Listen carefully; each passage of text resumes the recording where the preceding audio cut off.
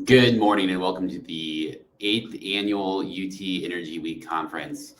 Over the next few days, this conference will highlight perspectives and research from experts in the energy sustainability and power spaces from across the US and from here at the University of Texas. My name is Eric Funkhauser. I'm the Director of Research Coordination and Partnerships with the UT Energy Institute. So I'd like to start out by pointing your attention to the online program. Over the next 2 days, we have a lot of events planned with a lot of both panels, individual speakers, and research presentations. So please do take a look through the planned agenda, click through the links, and become acquainted with the speakers that are forthcoming and the different topics. We're excited to bring this to the table and have this conversation. I'd also like to point out that we have opportunities through almost all of our program for online and for online participation through the chat functions. So as you're listening to these exciting perspectives, be prepared to put in your 2 cents, ask questions to these speakers, and we'll do our best to get to as many of those questions as possible. This year's conference will take place today and tomorrow. We will be showcasing individual speakers and panelists, as I mentioned, and covering a really unique set of topics that emphasize the kind of emerging frontiers in energy research and including things that we deal with all the time here at the university and across the energy space.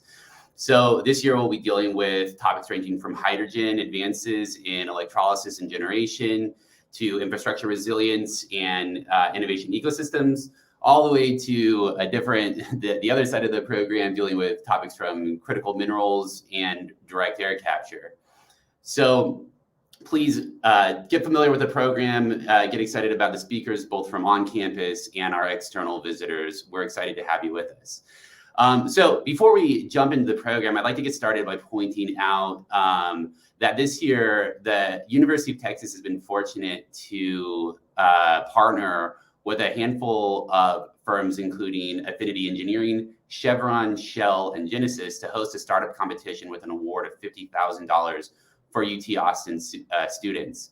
So this competition, which you can see on the screen now, the basic details, is available to all UT Austin students, and that's at all backgrounds and disciplines, as well as all levels. So whether undergraduate, master's, or a PhD, all are invited to participate in the competition. In addition to having the opportunity to kickstart an innovative idea with team members, there's also opportunities for mentorship and connections with key industry partners. So we want to really point the attention of our student participants to that opportunity. This is a first of kind and a very exciting opportunity. The deadline for applications is April 10th of this year. So and I also should mention you can find more information about this on the Energy Week website. So please do go there if you want some more details after this slide disappears. So with that, let's go to the agenda. So I would like to point out that the first part of the agenda today will actually be hosting a number of faculty, high level faculty at UT Austin, who have embarked in 2019 on the Energy Institute's flagship seed grant program called Fueling the Sustainable Energy Transition. We call that FSET. FSET has been a really remarkable competition. Faculty competed in 2019 for a spot in the program where they needed to bring together interdisciplinary ideas that had potential to truly kind of move the scientific and social or ecological needles in some area of the energy transition. The competition was stiff, and more than 60 faculty were funded across 12 teams. They embarked on the research, which concludes this year in 2022. And in that program, across those 12 teams, a total of 60 faculty, in addition to dozens of postdocs, graduate students, and research scientists, were funded with roughly $2 million from the University of Texas and over $1 million from our member partners who support energy research at UT. This has been an exciting initiative that in addition to being a highly productive research endeavor leading to many peer-reviewed publications at top journals, top international journals, I should add. Also saw lots of public leadership and stewardship through op-eds and participation in policymaking, as well as commercial innovation and intellectual property development. A really exciting program covering a broad spectrum of energy, power, and decarbonization opportunities. You'll see that the FSET program dealt with not only basic science, but dealt with the scientific topics on truly kind of emerging areas. So to give you a preview, the speakers that you'll hear from endeavored in these research projects on topics ranging from everything from remote sensing of abnormal methane leakage to advances in critical mineral extraction and production to advanced carbon capture and sequestration. So we're really excited to bring those projects to you this morning. After the first set of presentations from the FSET faculty leads, we'll have a talk given by the Vice President of Strategy and Sustainability for Chevron, Bruce Niemeyer.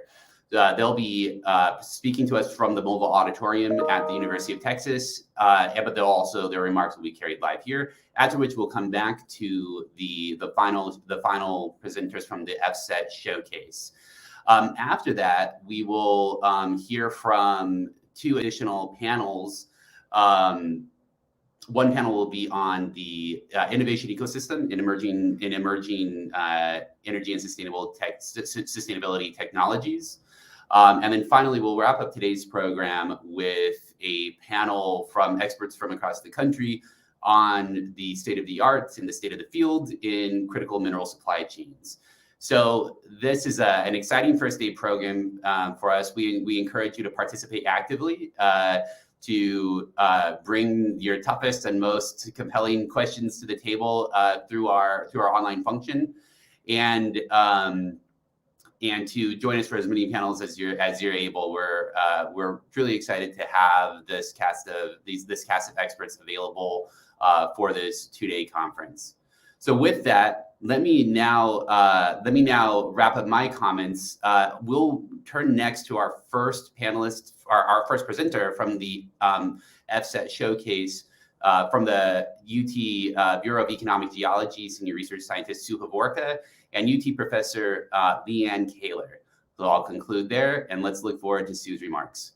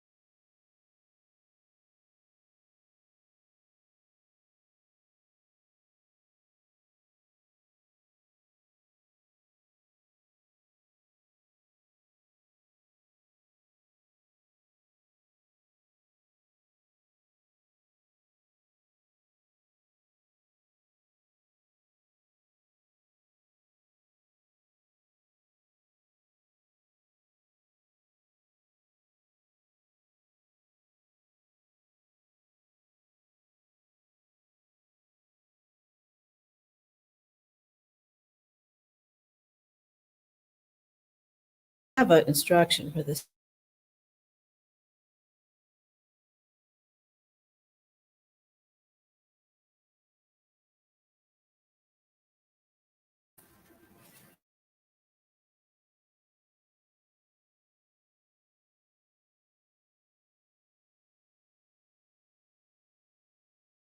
The kickoff speaker.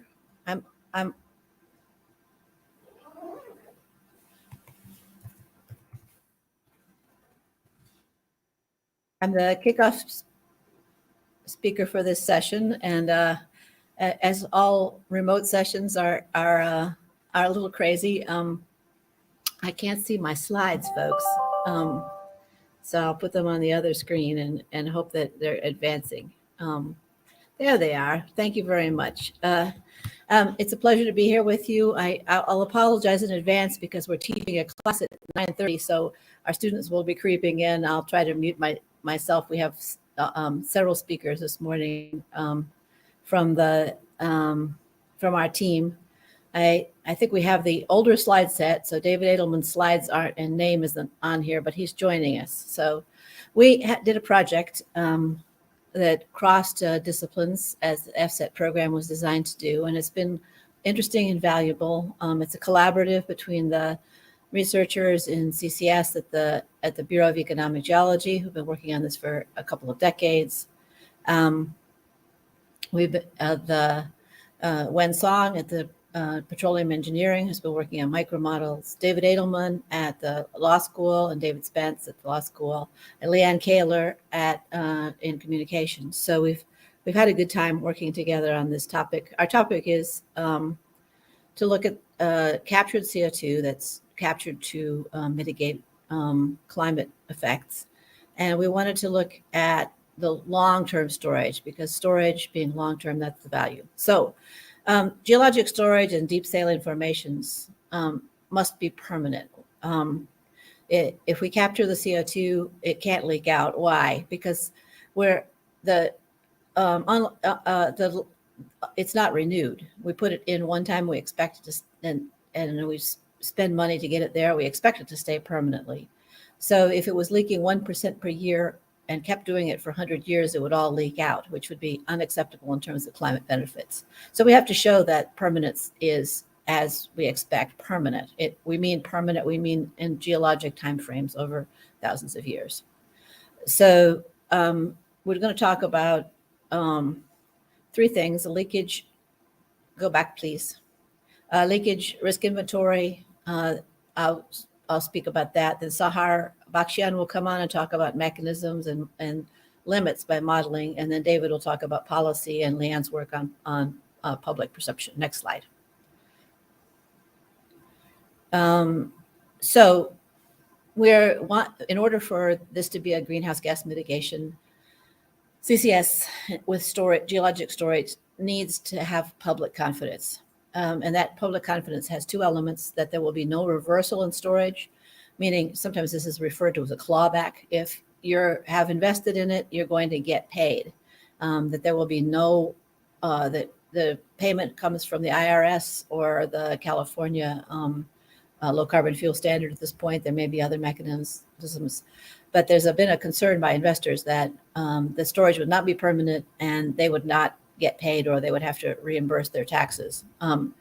So we have to show that that will not happen, that the investment is a good investment. The second thing is that the liability is not extreme. People have talked about, well, you know, I grew up in Buffalo, New York, home of the Love Canal, right? And those guys just thought they were cleaning the place up when they took their hazardous waste and put it out in the ditch, right? So we want to make sure that there's no liability, that the liabilities for CCS are normal. Next slide.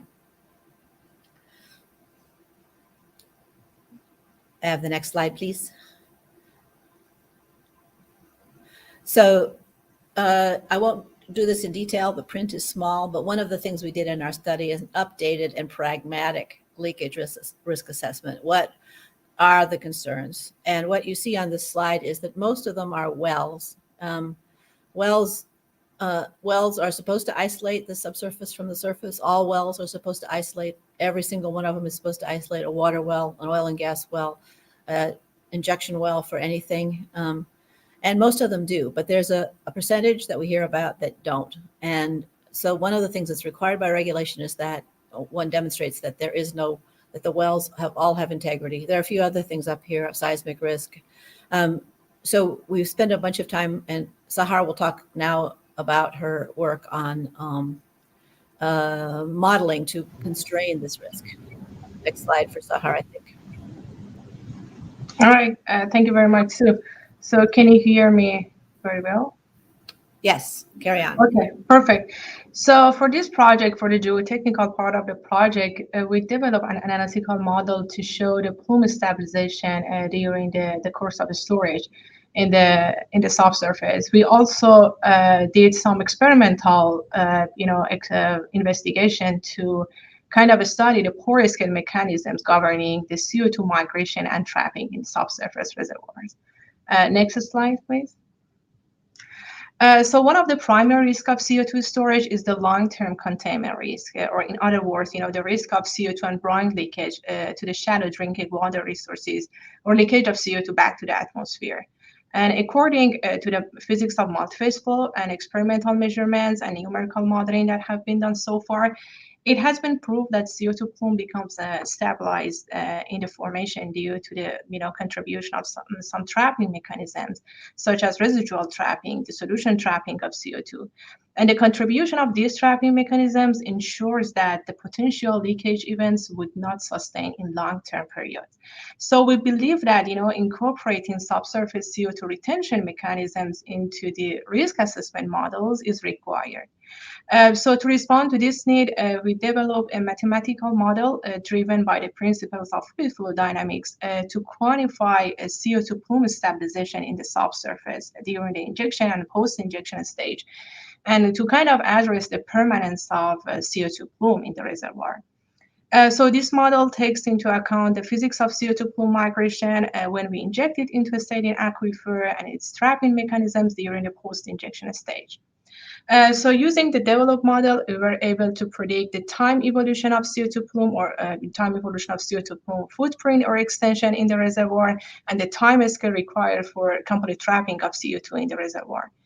So the figure on the right is showing an example of temporal evolution of the percentage of CO2 plume which is mobile in the formation, and the percentage of CO2 plume which is trapped in the formation over the course of injection and post-injection.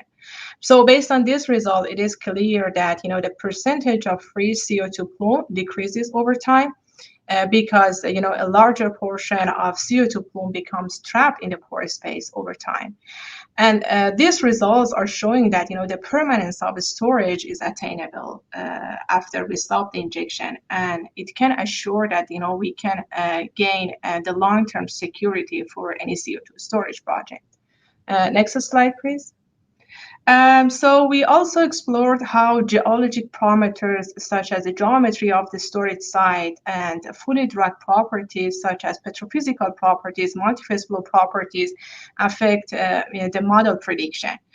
So using a wide range of geologic and flow properties, we did Monte Carlo simulation to estimate the uncertainty in the maximum footprint of CO2 plume and the time scale required for trapping of CO2.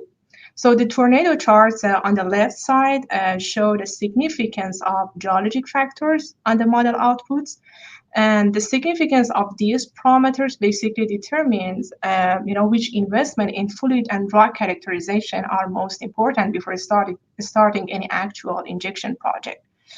So the probability distribution of the model output, which are shown on the right side, demonstrate that the maximum footprint of CO2 plume is limited because, and it is controlled by the geologic and flow properties. So the question is that why this happens? So as I said, because CO2 becomes trapped in the pore space over time, the maximum extent, the maximum footprint of CO2 plume becomes limited during its storage in saline aquifers. Next slide, please. So using the analytical modeling, we also quantify the leakage rate through poorly abandoned wells located in the area of review or the area of elevated pressure in the CO2 storage site.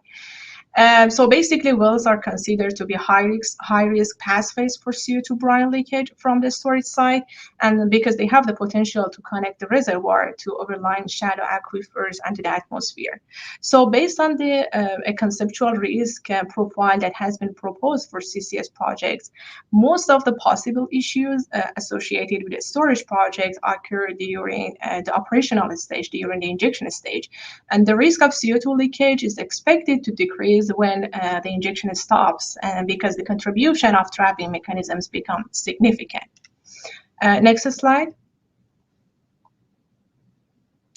So here I have shown one example in which a leaky well is considered to be located in the storage site, and it is in hydraulic communication with the underground source of drinking water, or USDW.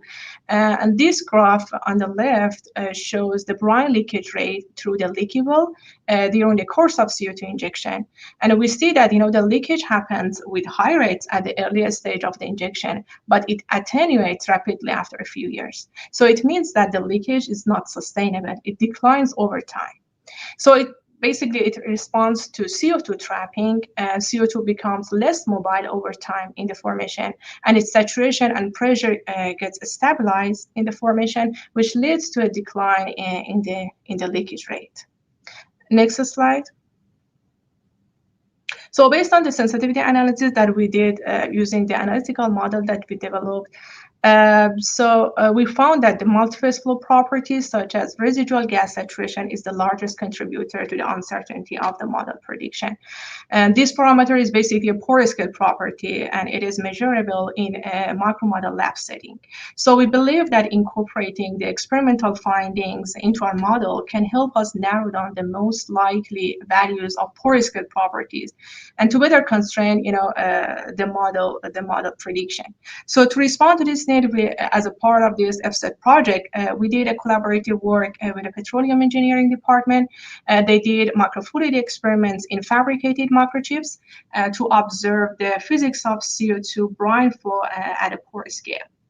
In these experiments, the macro model was initially, saturated with brine and having, setting the same condition for an aquifer, and CO2 was injected into the macro model to mimic the storage process.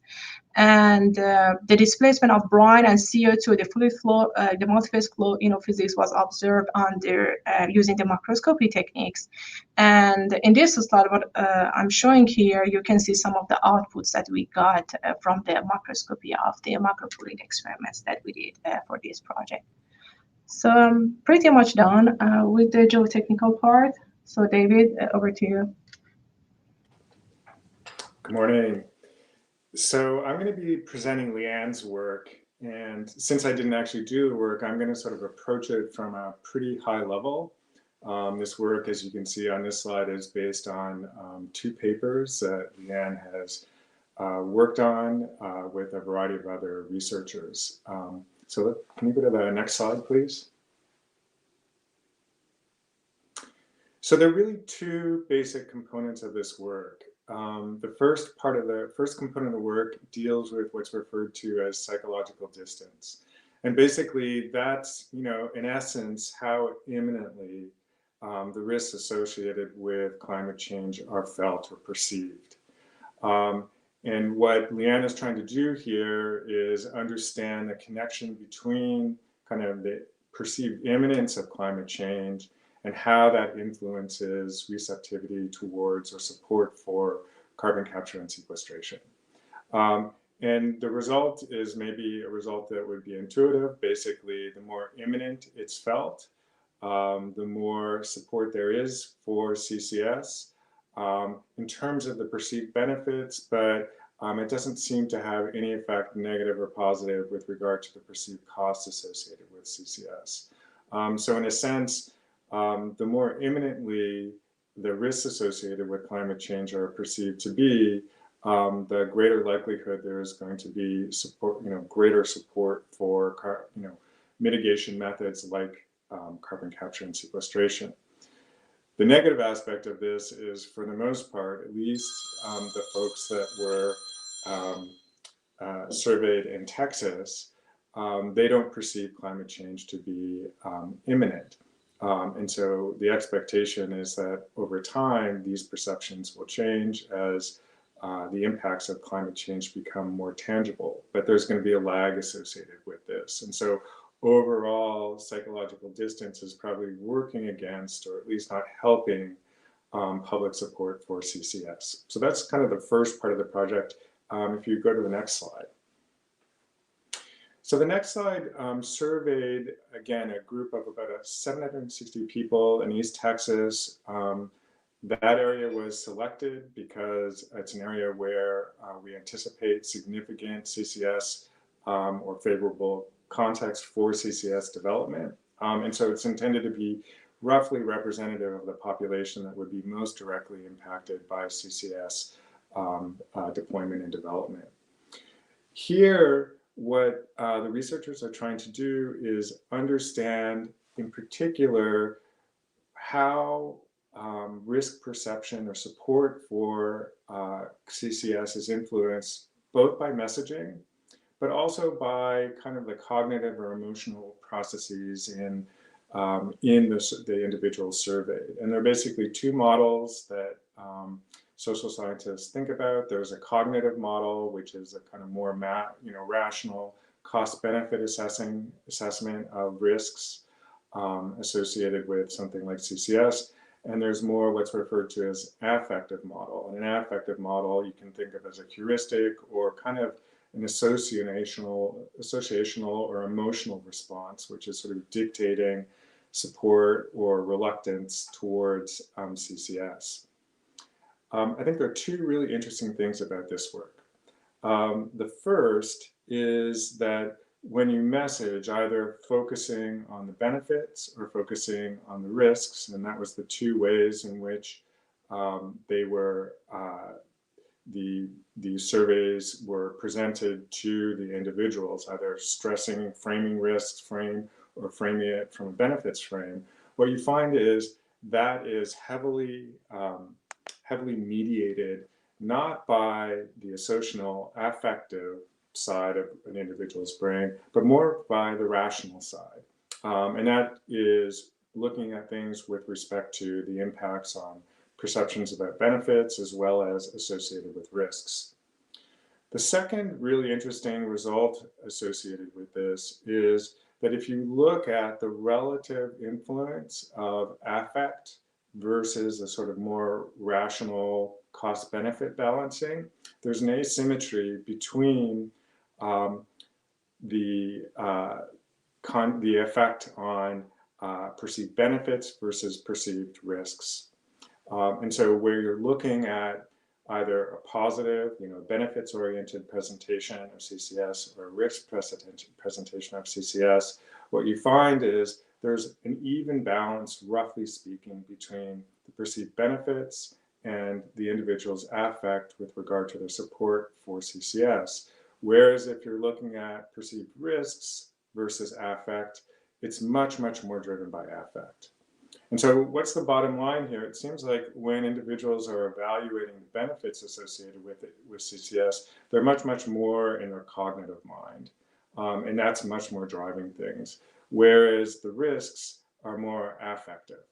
And so that's something that we might want to be thinking about, both with regard to messaging and with regard to, as CCS is being deploying, the types of risks or how we want to be attentive to the risks associated with CCS deployment. So let me just speak really broadly. I think we're pretty close to time here about the key takeaways from a regulatory perspective. Sahar's and Sue's work is really, really significant from a regulatory perspective. And there are two key, the two key takeaways I draw from it are, first, the most significant risks are relatively near term. And second, they're relatively speaking, geographically delimited. And so when we're thinking about potential risks, we should be focused particularly on the near time and particularly during the operational phase of a sequestration site.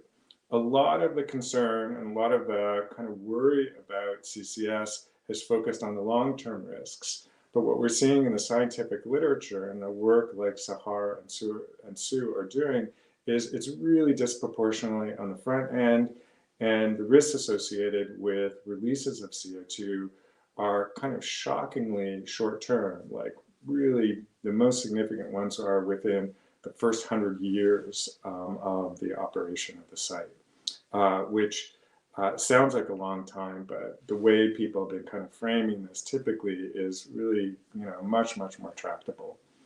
The second is that public support is going to be really sensitive to perceived risks, and presumably particularly sensitive to any kind of salient event that is something that they're going to kind of latch onto and associate with CCS. And so that's something that we particularly want to avoid. And so part of what Sue and Sahar's work does is by delineating the nature of the risks and the timing of the risks so well using their models, is it gives us a good sense of what the types of risks are most likely to be associated with these types of facilities. And it seems like the most likely one is going to be something like basically a release, most likely of brine into groundwater through either an unknown or a known well that was improperly constructed. Again, one of the virtues that you see from the modeling is that it's going to be over a delimited period of time, but that's both the most likely risk and probably the most salient risk that we could think of. And so from a regulatory perspective, there are a lot of different ways that we might approach that. We might say, for example, we shouldn't, at least initially, be siting sequestration sites where they're located under drinking water. The reality, unfortunately, is that's very difficult to do because they're often co-located. They're often in the best areas for sequestration sites. They're often overlying drinking water. So taking a strategy like that is going to be difficult.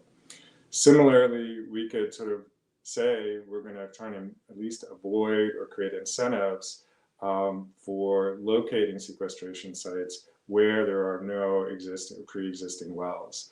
Again, if you look geographically at the location of good sequestration sites and oil and gas development, there's a lot of overlap there. And so that would probably be a difficult thing to do. So what has EPA done? In a way, I think it's kind of consistent with the results we're seeing from a technical perspective, as well as the results that sort of display or give us a sense of what is salient for the general public. And that's really focused on monitoring during the operation of the site and doing everything you possibly can to mitigate the potential for the types of releases through existing wells in and around a sequestration site. I think that's a good approach.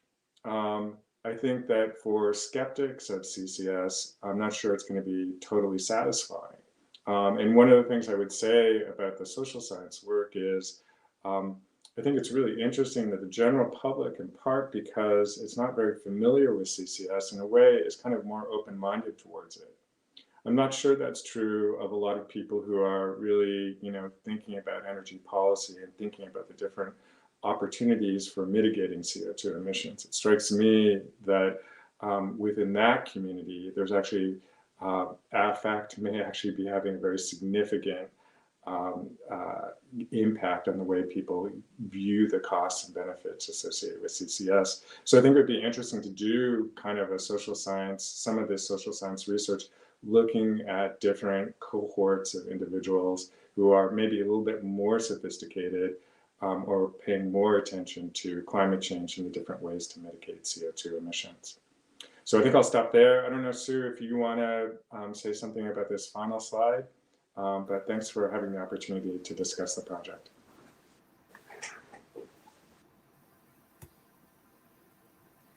Thanks, everybody. I don't have anything. I think we're out of time, too.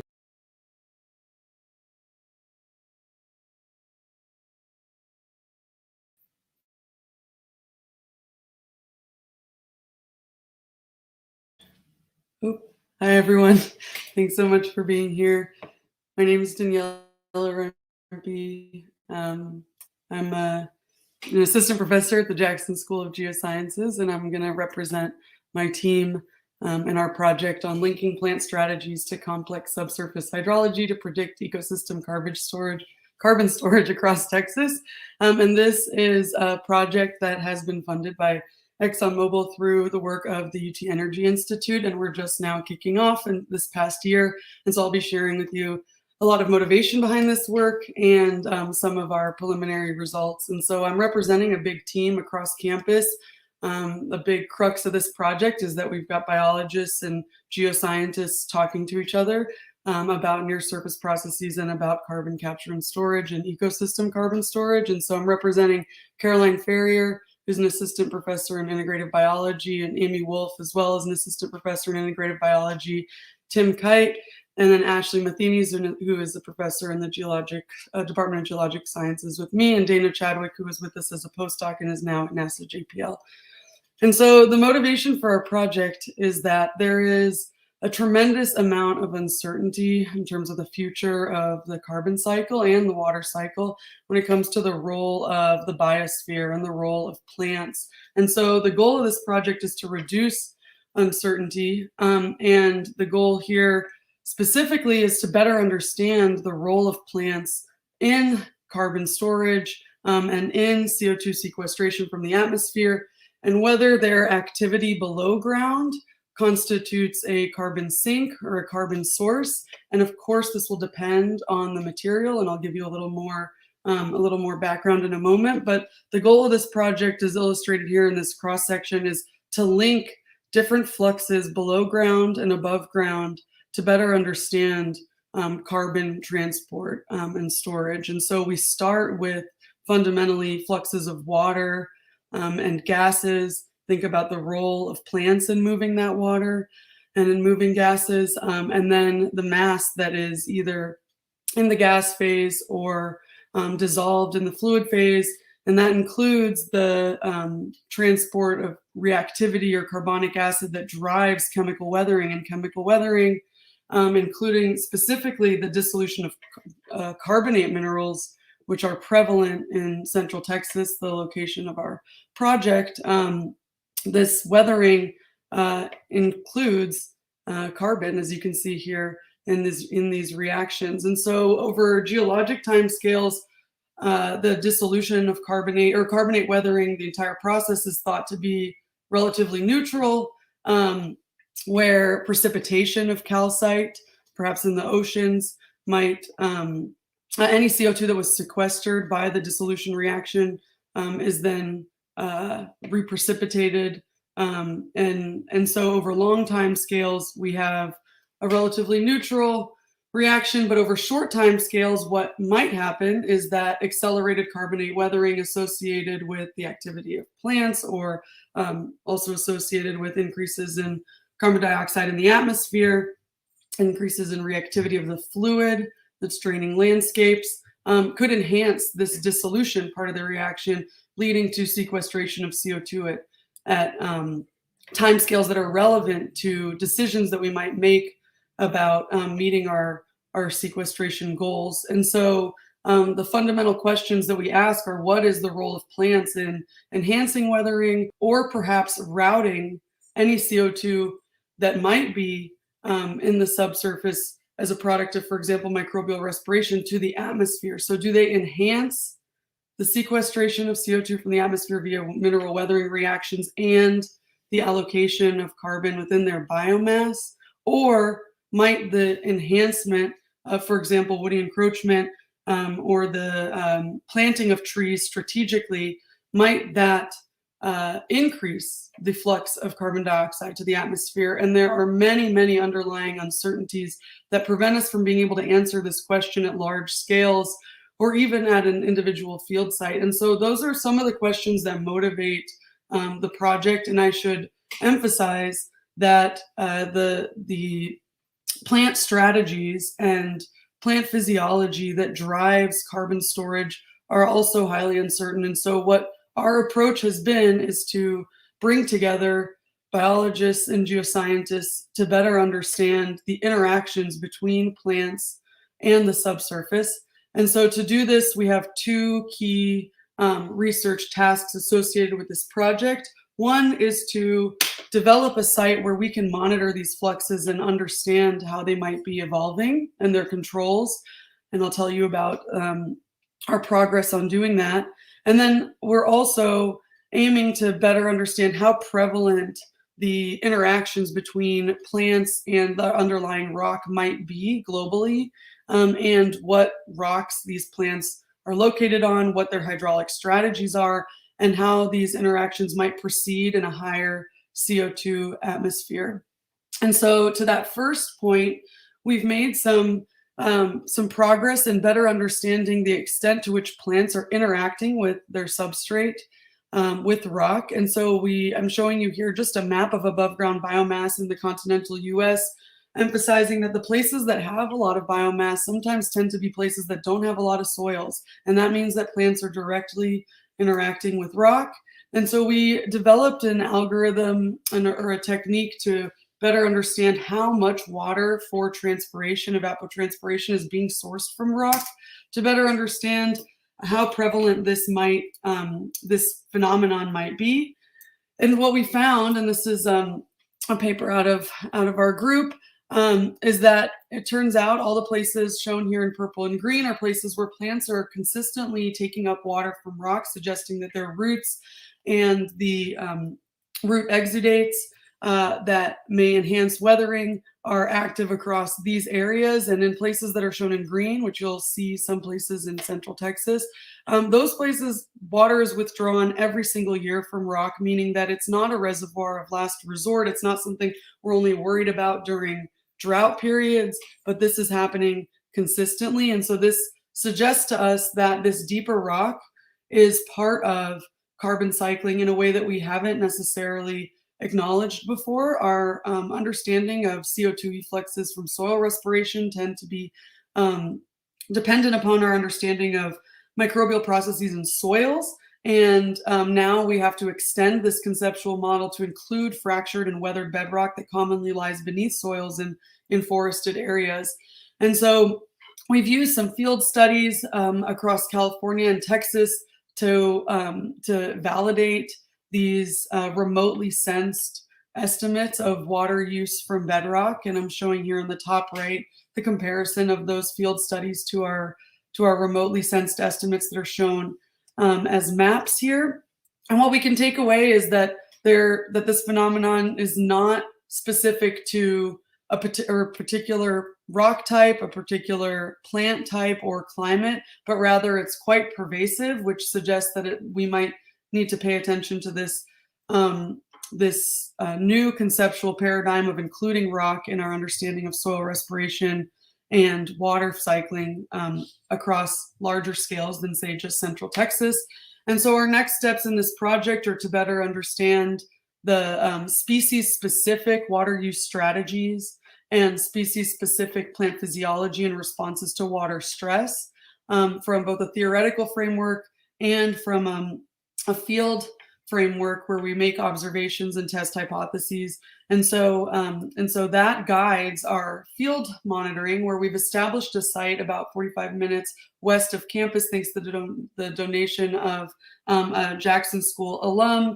We've developed this field site that has a number of ways for us to monitor carbon and water fluxes, including inventorying above ground carbon via, for example, drone-based LiDAR techniques, above ground carbon and water fluxes through an eddy covariance tower, ecohydrologic monitoring on the ground of plant water stress and water availability, drilling and subsurface characterization, including places where there are roots in rock, as shown in this imagery in the top right.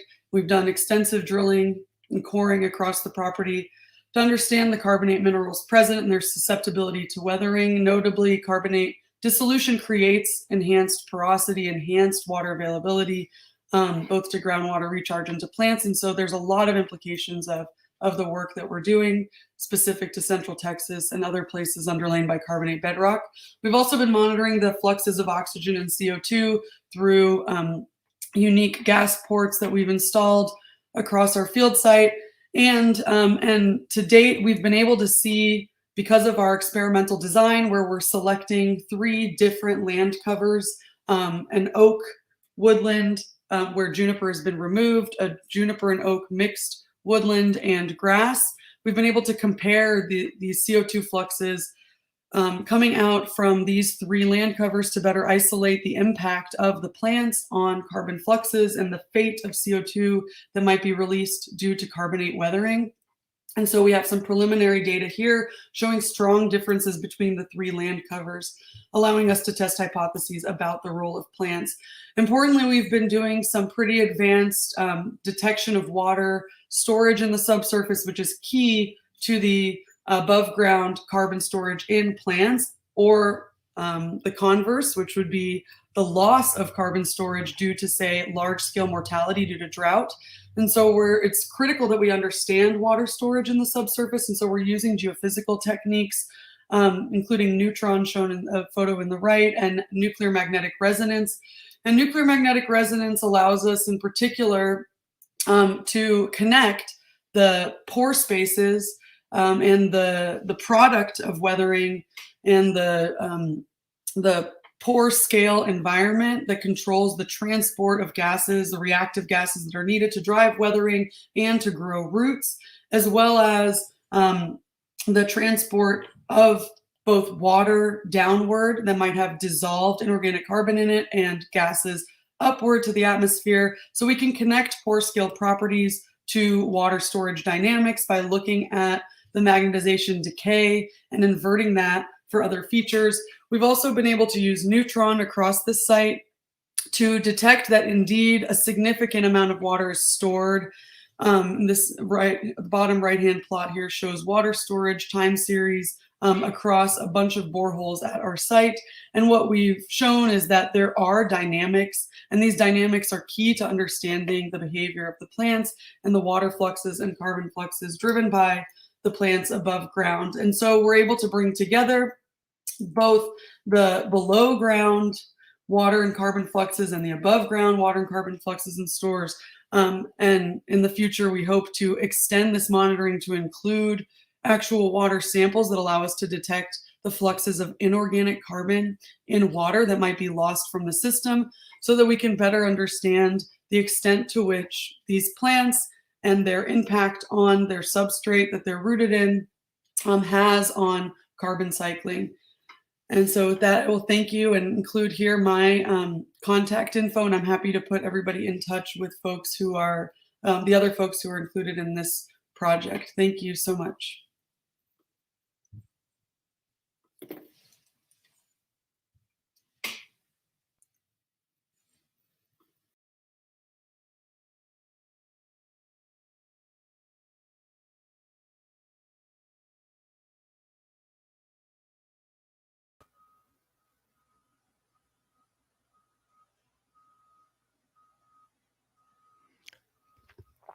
Good morning, everyone.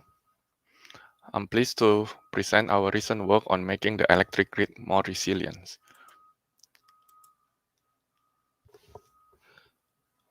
How do I? All right. So this work is supported by the Energy Institute under the FSET initiative. Our team consists of 5 faculty members from 4 different departments. Professor Erhan Kutanoglu, John Hassenbein from Operation Research, Song Liang Yang from Geological Sciences, Kerry King from the Energy Institute, and myself from Electrical and Computer Engineering. We have 6 graduate students. They are Brent Osgen, Asutosh Sukla, Wenying Wu, Sabiha Tobasum, Kerry King, Joshua Yip, Laisa Uto. They are all PhD students. Now, our ultimate goal in this work is to develop an integrated planning tool to prepare and defend the power grid before an extreme weather event strikes. In this case, we focus on hurricanes. To respond during the event, recover from the impact, and reach a new steady state operating conditions. Therefore, to achieve this goal, we develop a grid resilience planning model. And this model consists of 3 separate models: flood projection model, power grid model, and optimization model. We can deploy our approach in 3 time planning horizon. That is the short-term, mid-term, and long-term planning. For mid-term and long-term planning horizon, they involve months to years ahead and can include multiple hurricane seasons and include climate change projections. In this talk, I'm going to focus on the short-term grid resilience planning, where the planning and response operation are done in a matter of days. For example, on the graph on the right side, you see that a hurricane is forming, and that Hurricane Harvey was named on August 17, and it made landfall on August 25th. Therefore, you only have about a few days to do the planning. This is where we implement, this is where our approach is going to be most useful. In the next few slides, I'm going to show you two applications of short-term planning and operational model. The first one has to do with the grid impact analysis of a widespread flood event, while the second has to do with expediting grid recovery using mobile resources. This slide shows the big picture of our approach. As you can see in this dotted line, this is our grid resilience planning and operational approach. Again, it consists of hydrological models, grid models, and optimizations. The input to this planning tool is real-time weather forecast. This is hurricane real-time weather forecast. So as the hurricane is approaching the coast and made landfall, we can using the National Weather Service, we can predict we can obtain informations of the strength of the hurricane, where it's going to make landfall, and the precipitation level. And using those information, those hurricane attributes, it will be passed on to this hydrological model, which consists of hydrology and NOAA MP plus stream flow model. And the output of these stream flow models are flood projection. And this flood projection is the one that we are going to pass to grid models right here. And the flood projection model will tell us about the likely locations of flooding, the duration of flood, and the rate of flooding over time, and time to receipts. All of these are going to be useful when we do our impact analysis. And in fact, our first example that I'm going to show have to do with using the input from hydrological model, and we will use them to perform our grid impact analysis. And then on the second example, we are coupling it with optimization model to come up with preparedness decisions, such as where to stage the recovery crew and the resources. And that becomes our second example. Now, onto the first example right here. This is on grid impact of flooding. So recall what I said, that the input to our grid models are the flood projection model, and then we have this ERCOT grid that we use. We use synthetic ERCOT grid, which is represented by Active G 2000. That grid is realistic grid that contains transmission line, transmission and distribution substation, generators, and loads. And we map the synthetic grid to real-world location using this homeland infrastructure foundation level data. And the electric grid model that we have are the three-phase load flow model. Based on that load flow model, and with addition to the substation model, what we want to do is to project time of substation outages. And this is particularly important because we would like to shut down or de-energize the substation before it gets flooded. Otherwise, if a substation gets flooded, it's going to have short circuit. And then that is going to be very damaging, and more than that, is going to be very dangerous to human life. Additionally, with this model, we can project megawatt of generation loss and load loss, and not only to project the megawatt and generation loss, but we can actually project the time of loss as well. And likewise, we can project the number of equipment loss, which most importantly are the substation and transmission lines. Now, we run multiple scenarios, and in this particular one here, we show a 10-day horizons. And again, the input to our models is the flood projections. Now, the flood projection is usually updated probably days ahead or several hours ahead. So depending on the accuracy of the flood projections, we can project the time of load loss or generation loss. Based on this run that we have here, you can see that the most generation and load loss happens by the end of August 27th. So there's a big jump in here. And this is done in daily resolution. We can also do this on an hourly resolution, depending again on the flood projections. You can see that we can predict that for this blue line here, this is a gigawatt of generation loss. For the first 4 hours, there were no much generation loss.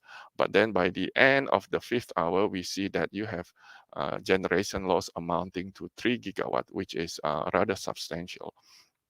So with this knowledge of generation loss, a utility that are affected can do a better planning as to when to start sending out the recovery crew.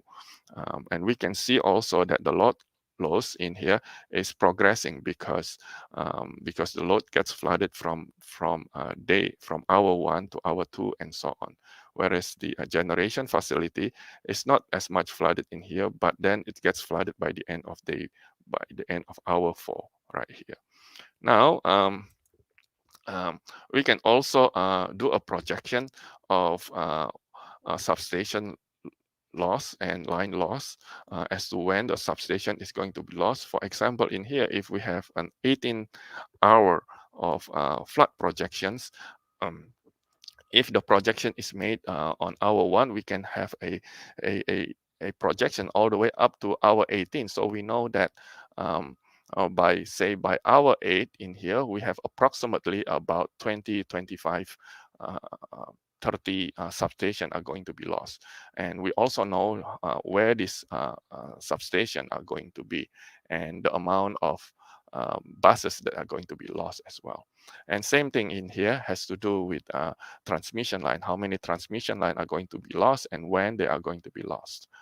So this tool are very useful to evaluate the impact of the widespread event.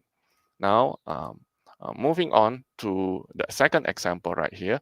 This is an example where we have the flood projection. We already performed grid impact analysis, and now we are coupling it with optimization approach, optimization models. And here the assumption is that flood has happened. We have substation flooded, and substation are already out of service. However, some transmission lines are still intact because they are not damaged. They just cannot operate because they are not connected to the substation anymore. So what to do? All right.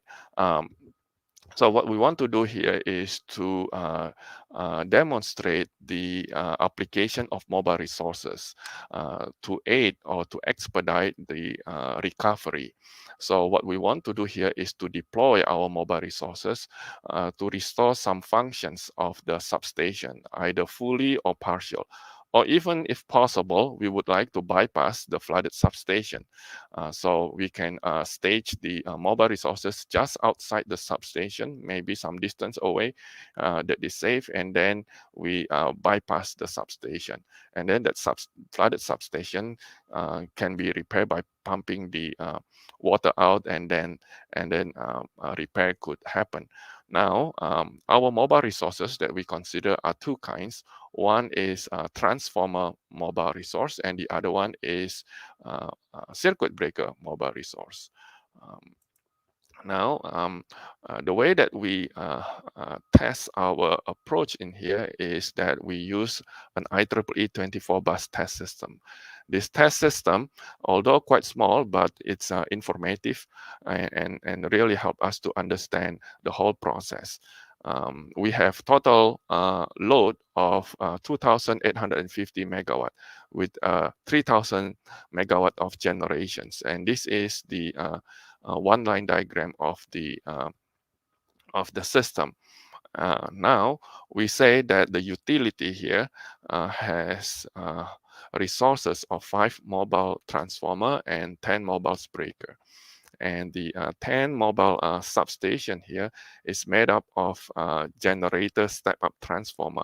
The purpose is to hook up transformer to generation units. So we have 25 kV to 138 kV, 25 to 230 kV transformers.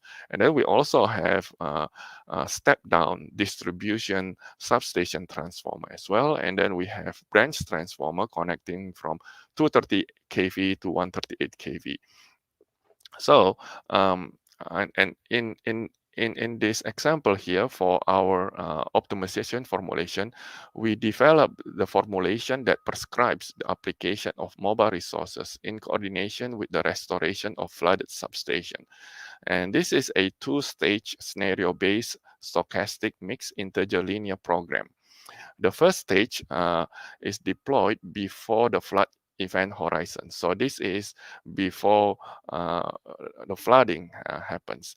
It concerns the pre-positioning of mobile resources. So for given allowances for mobile resources, recall that we have 5 mobile transformer and 10 mobile breakers. The formulation, this optimization formulation, decides the voltage rating of each mobile resource and the depot at which to stage the mobile resource before the flood event. So the first stage has to do before the flood event. And where do we stage them? In this one-line diagram, you see that we have many substations that are colored in red and also in green, in blue, and also in yellow. What are not shown here are the depot. And here we assume that we have 4 depots. Depot that is colored with red, with green, with blue, and with yellow. And that is so the decision from the first stage has to do with the pre-positioning and then in the resource allocations to each depot. And then assuming that a flood event is now realized, flood has happened, the second stage concerns recovery actions during and immediately after the flood event. The second stage here is composed of 2 periods, limited traversability period and full traversability period.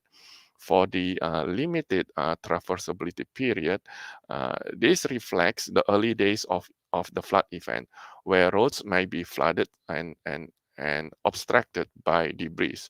Therefore, during this limited traversability, mobile resources can travel only from the depot, from the red depot to the from red depot to the red depot. From red depot to the red substation, like that. It cannot cross to the other substation. That is during the limited traversability, because we assume that roads are not entirely passable. But then we can deploy them to the intended substation. And then we enter the full traversability. This is the period where the flood has receded to below the threshold of the substation, and that is safe, where we can now perform the recovery actions. So that is the full traversability period. Now,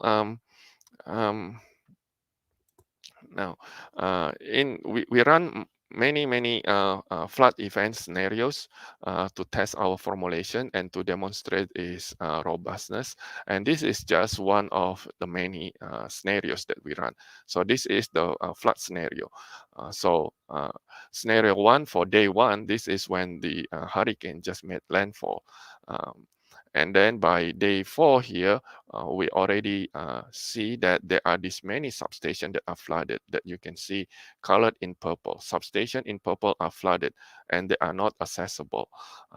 And all of this substation has already de-energized. And then going on to day 6, this is where the substations are flooded, but they have receded to a certain level that allow mobile resources to reach this substation, and they are already deployed, and some progress has been made, as you can see in this progress circle right there. And by day 9, some of the mobile resources has been hooked up, and then they are helping with the recovery or the restoration. The next one in here sees the horizon of that 18-day recovery horizons. The first one that you notice in here is that prepared resources. So during the stage 1 here, our formulation determines that you only need to have 2 depots instead of 4 depots. Only 2 depots that are need to be to receive resources. Therefore, the red depot here have 5 138 kV breakers and 5 distribution transformers. And then the blue depot has 2 230 kV breakers. So that is the decision coming out from stage 1 optimization. And then from stage 2 formulation, this has to do with when to travel and when to dispatch and when the recovery. As you can see from the hour 1 to hour 2 to hour 3, this is really when the flood is sweeping from the east to the west of the system. Now, by day 4, actually, you can see that all substations that are flooded has been flooded now, and then we assume that the flood water is going to stay for about 3 days before it starts to recede. And then you can see by day 6 to day 7 in here, there are some improvement in terms of load supply. The improvement here is about 50 megawatt, and this improvement is due to the deployment of mobile resources. And then the improvement continues somewhat slowly, but the biggest improvement was made by the end of day 12, where mobile resources are now in place and start functioning. And until day 18, where the full recovery has been made. Now, if we look at this slide here, where we compare the benefits of having mobile resource and without mobile resource. Without mobile resource, this is the traditional recovery process, restoration process that don't use mobile resource. You can see by comparing the blue, by comparing the red line and the green line, you can see that the green line is always above the red lines because the green line is the full formulation, the one that I have just described to you. That is the original experiment. You can see that the improvement between hour 7 to day 7 to day 11 is about 50 megawatt, but starting from day 11 to day 14, that is over 100 megawatt of loss of load that can be supplied due to this application of mobile resource. And then if we relax this constraint further, where we say that we are going to have universal reach, meaning that the flood event is not that severe such that mobile resource from each depot can reach all substations during the limited traversability period. And also when rating unconstrained, meaning that the mobile resource deployment are not restricted by voltage rating, that the mobile resource has universal voltage rating. In that case, if you inspect this yellow line in here, you can see that there is a big improvement that is made by by having mobile resources. So in here, I have presented 2 applications. One is on grid impact of the flooding based on the flood projections, and also a recovery process that couple all 3 models together. So that is what I have to say. Thank you, everyone. And here is the follow-up if you would like to reach out to us. Thank you.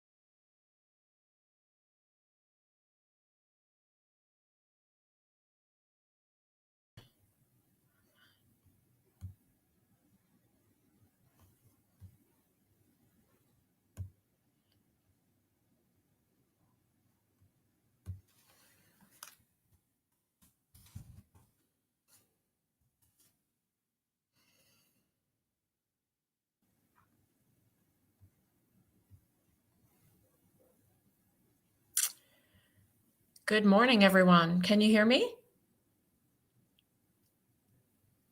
Yes. Okay, great. I'm just going to look for the arrow for advancing my slides. Wonderful. Okay. All set in the platform here. Thank you so much, Kayla. Well, I'm very happy to be here this morning and really appreciate the efforts of everyone at the Energy Institute to have this special event. Unfortunately, I'm not joined by my very close partner in this project, my co-PI, Dr. Andrew Waxman. He's teaching at the moment, but we are really excited to be able to present the work that we have been doing through the Energy Institute on exploring the fiscal opportunities for transportation in a shifting energy landscape. And we've been taking a very close look at the role of state legislators in this moment of energy transition.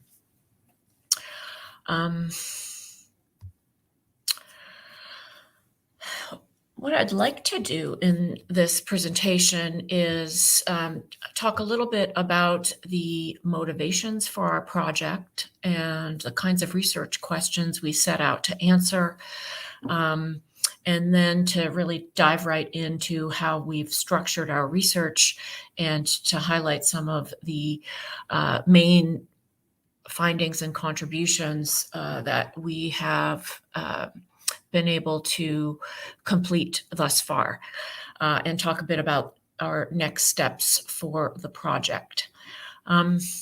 So we largely came to this project recognizing that in the transportation sector, energy transition has huge implications for how we pay for infrastructure.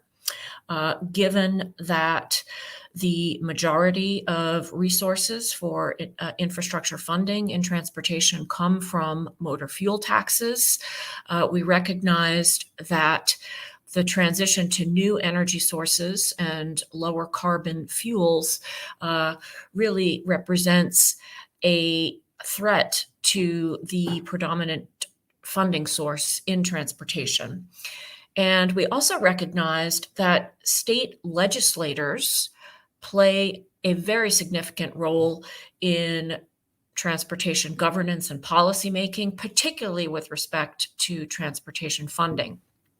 And so we really wanted to understand how state legislators shape the prospects for energy transition and transportation investment through fuel tax policy. So state legislators really are the ones who hold the reins on how states use motor fuel taxes.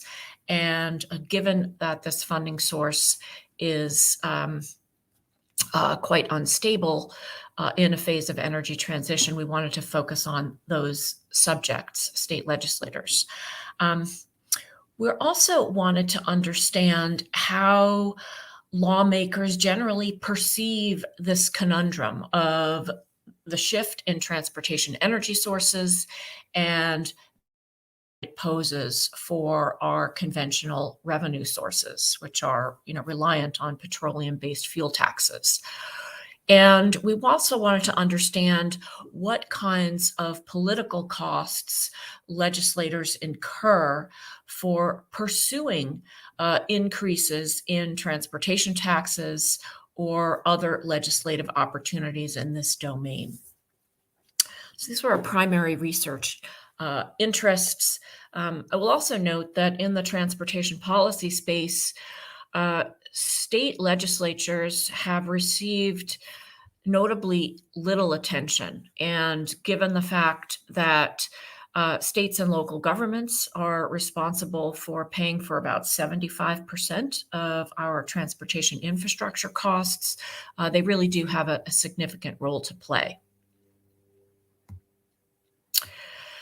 So our team was a multidisciplinary group comprised of my School of Architecture in our graduate program for regional and community planning, Andrew Waxman in the LBJ School, an economist who has focused on transportation and sustainability questions, Mike Walton in civil and environmental engineering, and Brian Jones in government. And this team provided a nice complement of expertise for us to consider the role of state legislatures in transportation energy transition.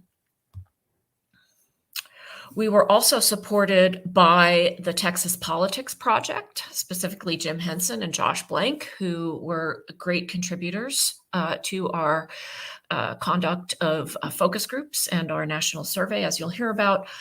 Doug Schinkel at the National Conference of State Legislatures really helped us gain access to legislators, a really difficult thing to do, conduct research on political elites.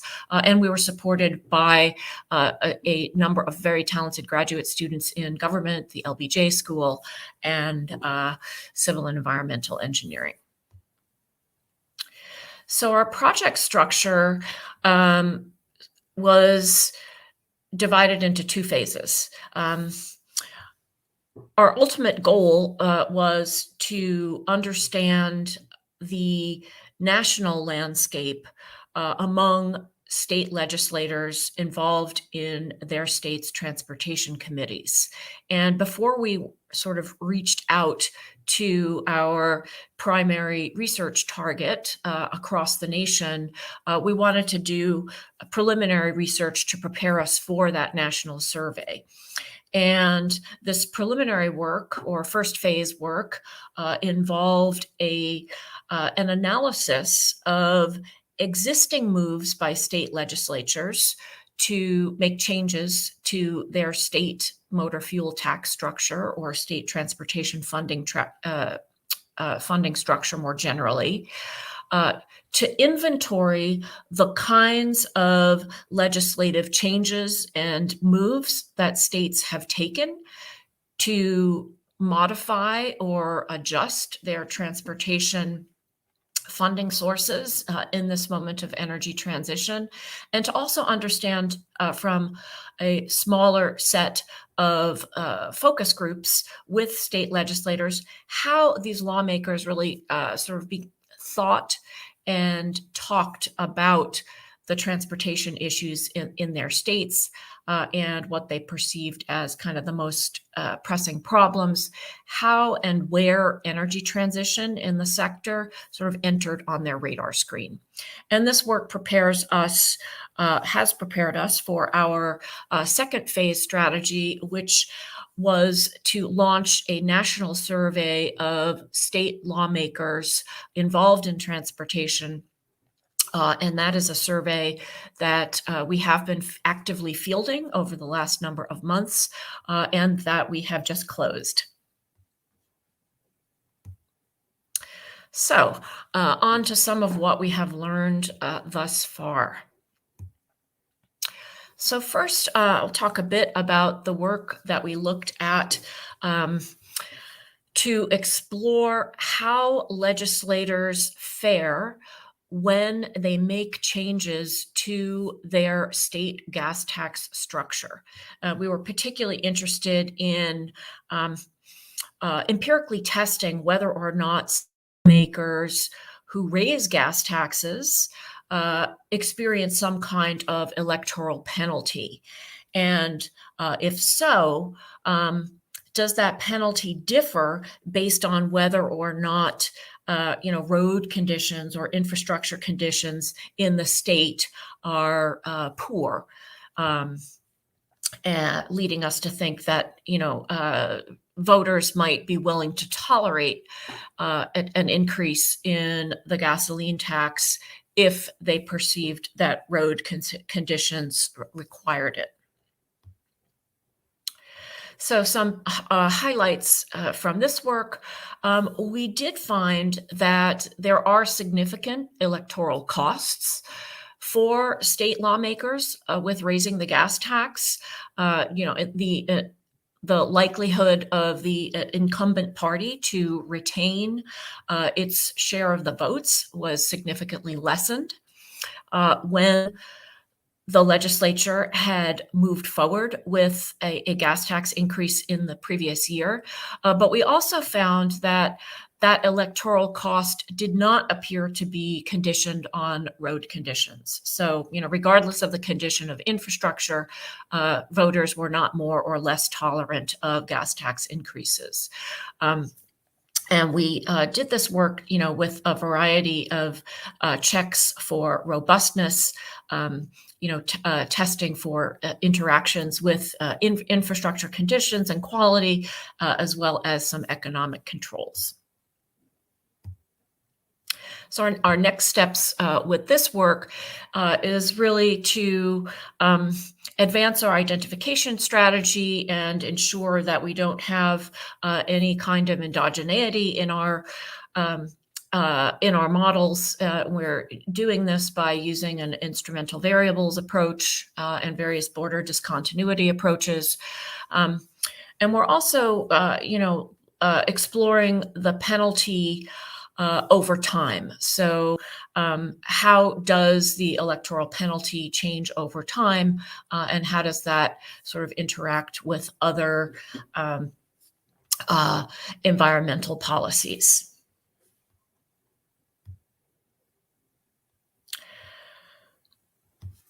Our second piece of work here has been to look at what states have been doing to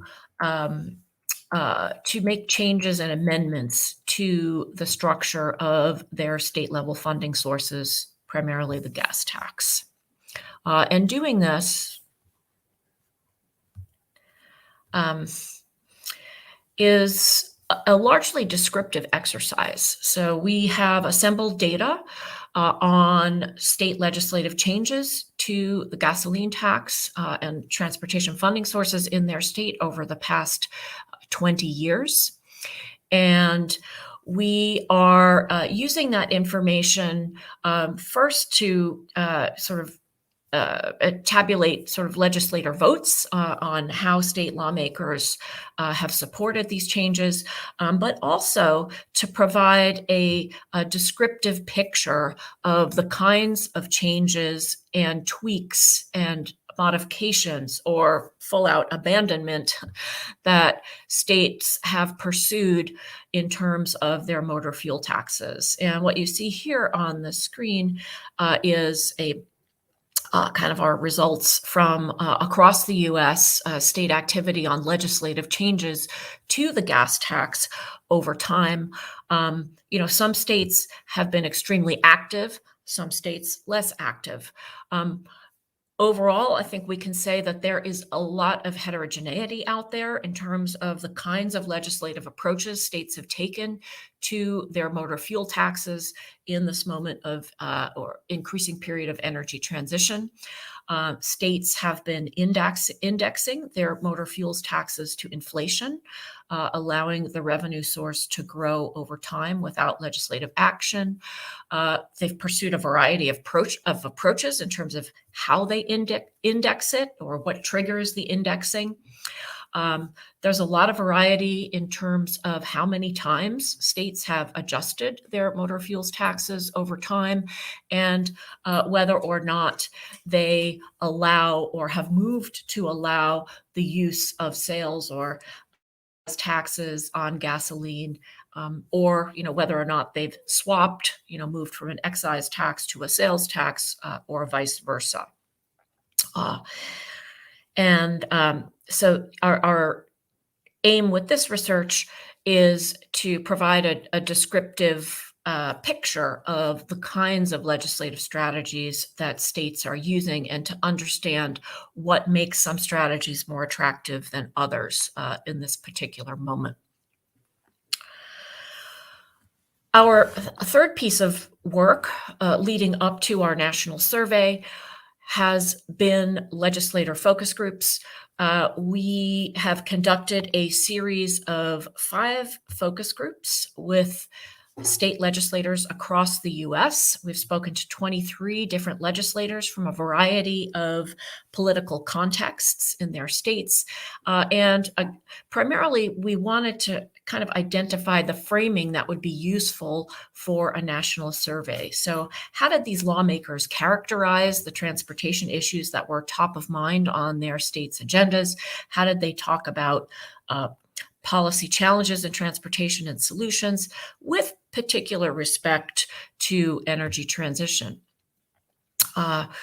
So we did a little bit of groundwork right here in Texas, capitalizing on our location here in Austin, and then branched out to our national focus groups in a subsequent phase. What you see here is our selection strategy for including representatives in our focus groups. We tried to capture a variety of state political environments based on the level of urbanization in the state, the frequency with which the state had already moved to make changes to their motor fuels tax, and also the numbers of what might qualify as innovative policies in the transportation and energy space. And what we found here is that most legislators identified transportation funding as one of the top issues in their states. There seemed to be general consensus that the motor fuel tax was not a viable revenue source going forward, that energy transition really made this unfeasible. And also that this perennial problem, which is, not only due to energy transition, but due to structural challenges with the motor fuels tax that have been long-lasting, this sort of focus on transportation funding as a chronic problem has kind of limited legislators' bandwidth for pursuing more proactive or innovative solutions to their funding challenges. Legislators seem to recognize that electric vehicles and how we tax or sort of ask electric vehicle users to contribute to infrastructure has to feature in to funding solutions moving forward. And legislators were also very familiar with a wide array of solutions to addressing funding challenges, but there was a fair amount of difference state to state on whether or not those legislators felt their particular legislature was likely to move on some of these solutions. Some of the other issues that we heard about from the legislatures were how they got information that helped inform their decision-making, how they prioritized and framed issues, the kinds of solutions they felt were available, and how likely they felt their legislatures were to move on these things. And we also learned about a number of the more innovative policies. I can sort of come back to these in the Q&A. I'm going to stop here, but I'm happy to address any of these state examples of how states are kind of navigating this moment of energy transition and its implications for their transportation infrastructure revenue stream. So thanks so much. We're looking forward to the next phase where we are bringing in our data from the survey, which has just closed, and analyzing those results to see if what we learned from our focus groups really holds at a national scale.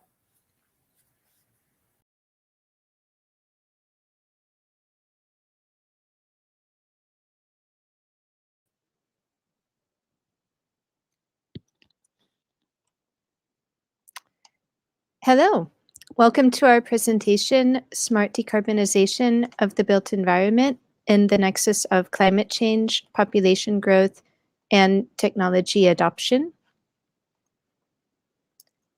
Next, please.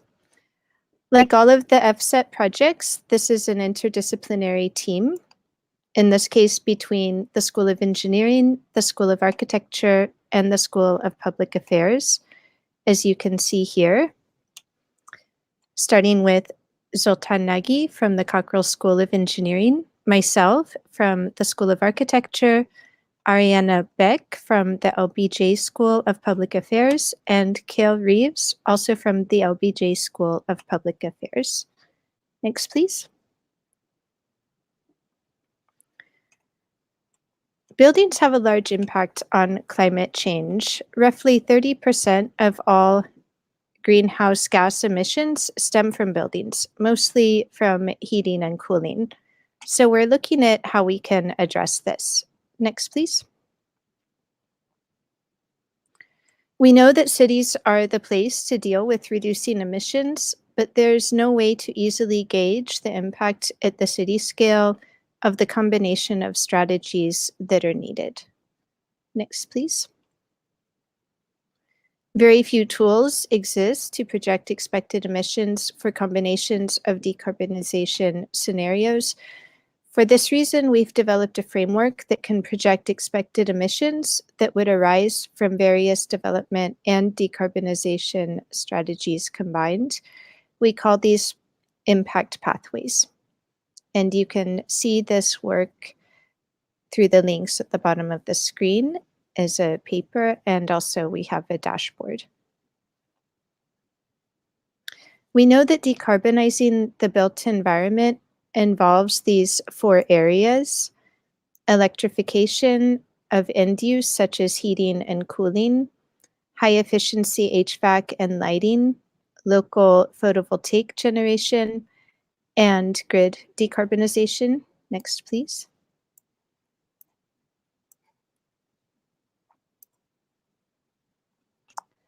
But while we know this, the question arises: what are the combined impacts? How do they compare to each other? And which one or combination of strategies are most effective? For example, if we want to have high efficiency HVAC systems, how do we incentivize that? How do we encourage people to adopt high efficiency HVAC or PV? And how do we support that with policies? It's clear we need to incentivize these, but it's not clear also what that impact would be. If we look at grid decarbonization, we don't know how fast it will happen realistically, or how fast is fast enough to deal with the problems of climate change. So we're looking at the implications of that at different timescales and in combination with other strategies. So once we do this, we need to also consider climate change will increase our energy demand. So it can counteract the impact of efficiency measures because the energy demand increases so much. For example, with hotter summers, we're going to have increased cooling loads. Finally, we can adopt these technologies, but when looking at climate change 10 to 40 years from now, it's important to look at how the city evolves over time and how that evolution and shape of the city itself also impacts emissions. There are other issues one could look at, but we chose for now to look at these 4. Our goal was to create a model that allows us to create scenarios for these 4 different topics: technology adoption, grid mix, climate change, and urban development scenarios, how they interact with each other, what are the trade-offs of some of the interactions, and what could be synergies. In particular, how does technology adoption compare to urban growth or zoning strategies for reducing carbon emissions? So I'll walk you through the model step by step, and you can also look at the paper to see more details. So first, we created models for 3 different neighborhoods here in Austin: Brentwood, South Manchac, and Montopolis. And we're interested in their emission pathways all the way up until the year 2100. So starting at the policy level, if you look at the top figure, we can see that it has an impact on zoning, but also on mandates and incentives towards technology adoption. And then you can also see the maps showing the different development patterns, whether we include high density, which would mean including multifamily housing, multi-use buildings, or if those neighborhoods rather continued with business as usual and continued in a low density growth scenario. And you can see in the figure on the right the impact that each of those strategies would have. And we used the urban planning software Envision Tomorrow in order to develop these scenarios.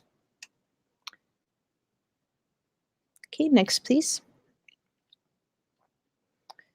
Also important to note is at the building scale, the buildings are redeveloped over time based on the improvement to land value ratio. So there are two scenarios, and the way they dynamically change is based on this land to value ratio. For the technology adoption, as you can see here, there's an agent-based model that decides to adopt any of these technologies based on either incentives or mandates that are in place. It makes the decision based on two possible scenarios.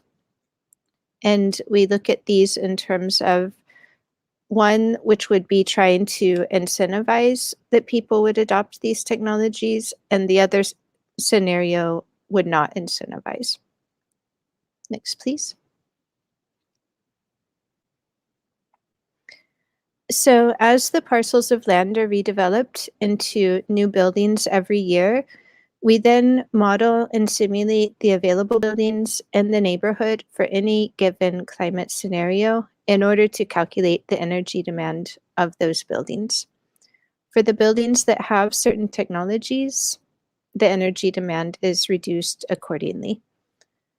We looked at 3 different climate scenarios projected by the IPCC. We looked at A1B, A2, and B1.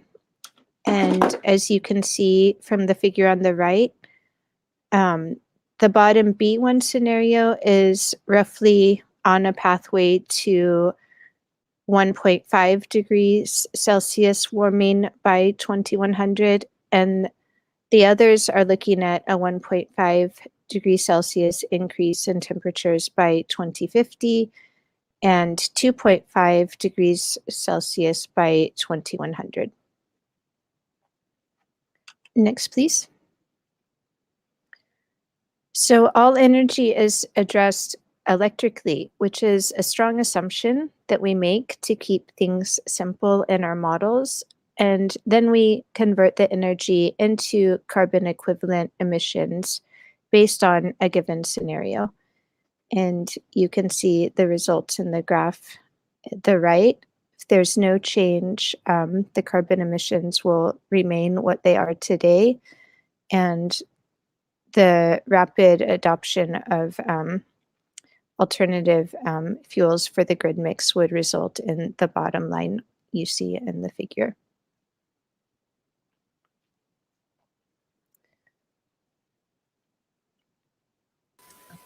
And so next I will switch over to my colleague, Dr. Zoltan Nagy.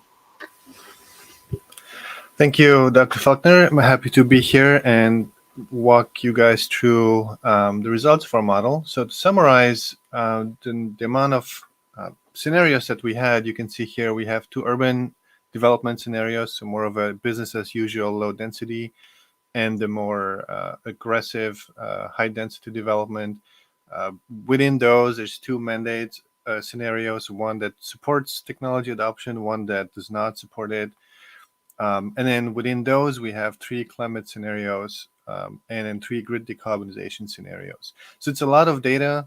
I will show you a few slides of those. You're welcome to explore it in an online dashboard on this, and you can click on the QR code, or scan the QR code on your screen, or try to type the address, and then explore them individually. I'll give you the big sort of like takeaways that we found so far. If you could go to the next slide, please. So here you see all neighborhoods combined together. So it's representative somewhat from the city, if you will. The emissions, the annual emissions forecasted per unit, so per residence that we have, for one of the climate scenarios, which is A1B, so that's 1.5 C by 2050, or 2.5 C by 2100. And so the big picture takeaways, if we would go to the next slide, please. One is, if we manage to decarbonize the grid super fast, so the lowest, the fastest, the most rapid scenario, line A, you can see nothing else is included but grid decarbonization in a rapid way. That is a really, really good approach. Ways to do that, you may have heard yesterday in the keynote. It is a very aggressive approach, so it's also, maybe not going to happen is that fast. But that would be our best approach. In that case, everything else almost fades away, which is, one of the good news, because that is a big leverage in that sense. You can see, though, below that, there are two lines, and both of them are on the development side. And so the higher density development further pushes the emissions down. So that, in addition to the grid decarbonization itself. So it's supporting it positively. Next slide, please. A more realistic scenario is this moderate grid emission, because that means we're not getting all the way until net zero by 2050, essentially. And so we can see a little bit more interactions. One thing you see from all of these plots is that technology adoption basically has no impact in light of any other measures that we looked at. You can see the three plots often very close by. And so within these scales, they don't impact a lot. In this moderate scenario, something interesting happens, because you can see how the low density development, line C, decreases up until 2050, which is when grid decarbonization stops in our model, and then starts increasing again. So there is a rebound effect in the emissions, which is driven by both, building larger homes, larger single-family homes, McMansion style things, but also the energy demand increases because of climate change. And so this is something to keep in mind, that these things can happen. You see it a lot more pronounced on curve F, which has no grid decarbonization. So it goes down and then increases pretty rapidly to a level that is at today. But on the other hand, you don't see it for the high density development in curve D. So in many ways, housing development, zoning policy is climate policy, and that's the takeaway message that I want to give away. We can take this further if we go to the next slide, please. We can look a little bit closer on the difference between the high and the low density development under climate change, for example. You can see that this happens for every scenario. The demand goes up, climate change amplifies the demand in terms of low density, for low density developments. And so we can compare the two directly, so we can derive the difference between the two, and we dub that premium for sprawl. Next slide, please. So you can look at that directly and project it onto the development in the neighborhood. So here we equated the number of homes, so the number of units in each of the neighborhoods, to make sure that we compare apples to apples. So if you compare high density with low density, we want to have the same number of units for the same development, for different developments. And you can see on the right-hand side that it's tricky, because if you look at Brentwood, the neighborhood is old. It develops really slowly in our model until 2060. So the differences seem very little. But then again, as grid decarbonization might stop, and with the moderate approach, the middle curves for Brentwood, and climate change accelerates, the difference between the two are really big. So this compounding effect is something that we want to be aware of when we look at these climate scenarios, and also when we look at any other pathways or decarbonization scenarios. Simply just demand increase due to climate change and population growth is very often not accounted for, and it somehow magically works out. And so that's kind of like the message we're looking at. You see the difference between Brentwood and Montopolis. Montopolis being redeveloped a little bit faster, a little bit earlier, and so you can see those increases in the energy and the emission demand. And then grid decarbonization pushes it back down by 2050, and then again climate change will increase the demand substantially, and then make the difference between high and low density developments a lot more substantial. So next slide, please. There's a lot to explore, so you can click on that and drive home, look at the paper and look at the dashboard individually and what you're interested. And then you can generate questions. We generated a lot of questions after this, actually, so it's a sign of a good research. I'm pretty proud of the big team.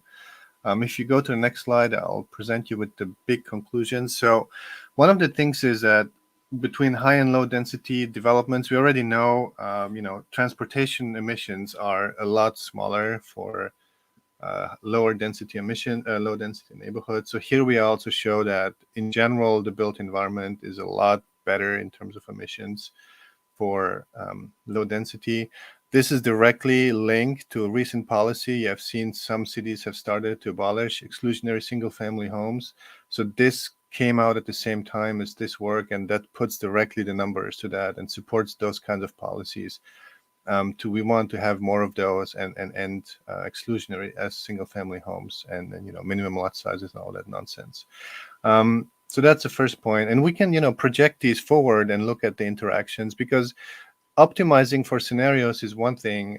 Trying to figure out how much magic technology we need to decarbonize the grid is one thing, but to see what actually is possible, we were quite surprised and shocked to see that tech adoption has such a little impact on the overall scale. And that's a big message here, to not to put your eggs into one basket, but try to see different technologies, different pathways, and evaluate them, what direction they're taking us.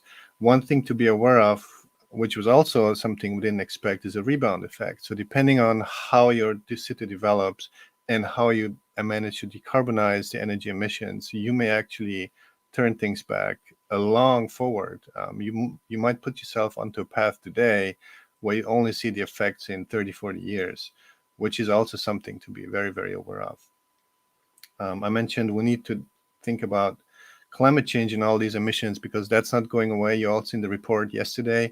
Texas is one of the places that will have a huge impact on heating and drought, so that will drive up the demand, and that needs to be implemented and considered when we look at these forecast projections. There's no way to do it anymore without it. And then lastly, one thing that's really exciting about this project is that we do all these evaluations on a parcel level and even further on a residence level. So if there is a multifamily home on individual on one parcel, individual residences can have decisions, which means that we can implement any other indicator that could be evaluated for the future, like adoption of EVs. Every single of these residences may or may not have EVs. How quickly do they adapt? That's a simple model that has been studied, could be easily added here, and its implications on the demand and how quickly they are integrated into the city could be studied. Things like embodied carbon, when you do construction, when you rebuild the buildings, we have not looked at, but could be easily added because we have the developments of building by building. And then more fancy things like demand response, of course, also can be looked at. So I'll leave you with that. Please check out the paper, shoot us an email, like and subscribe, as the young kids say. And then, we're happy to hear from you. Thank you.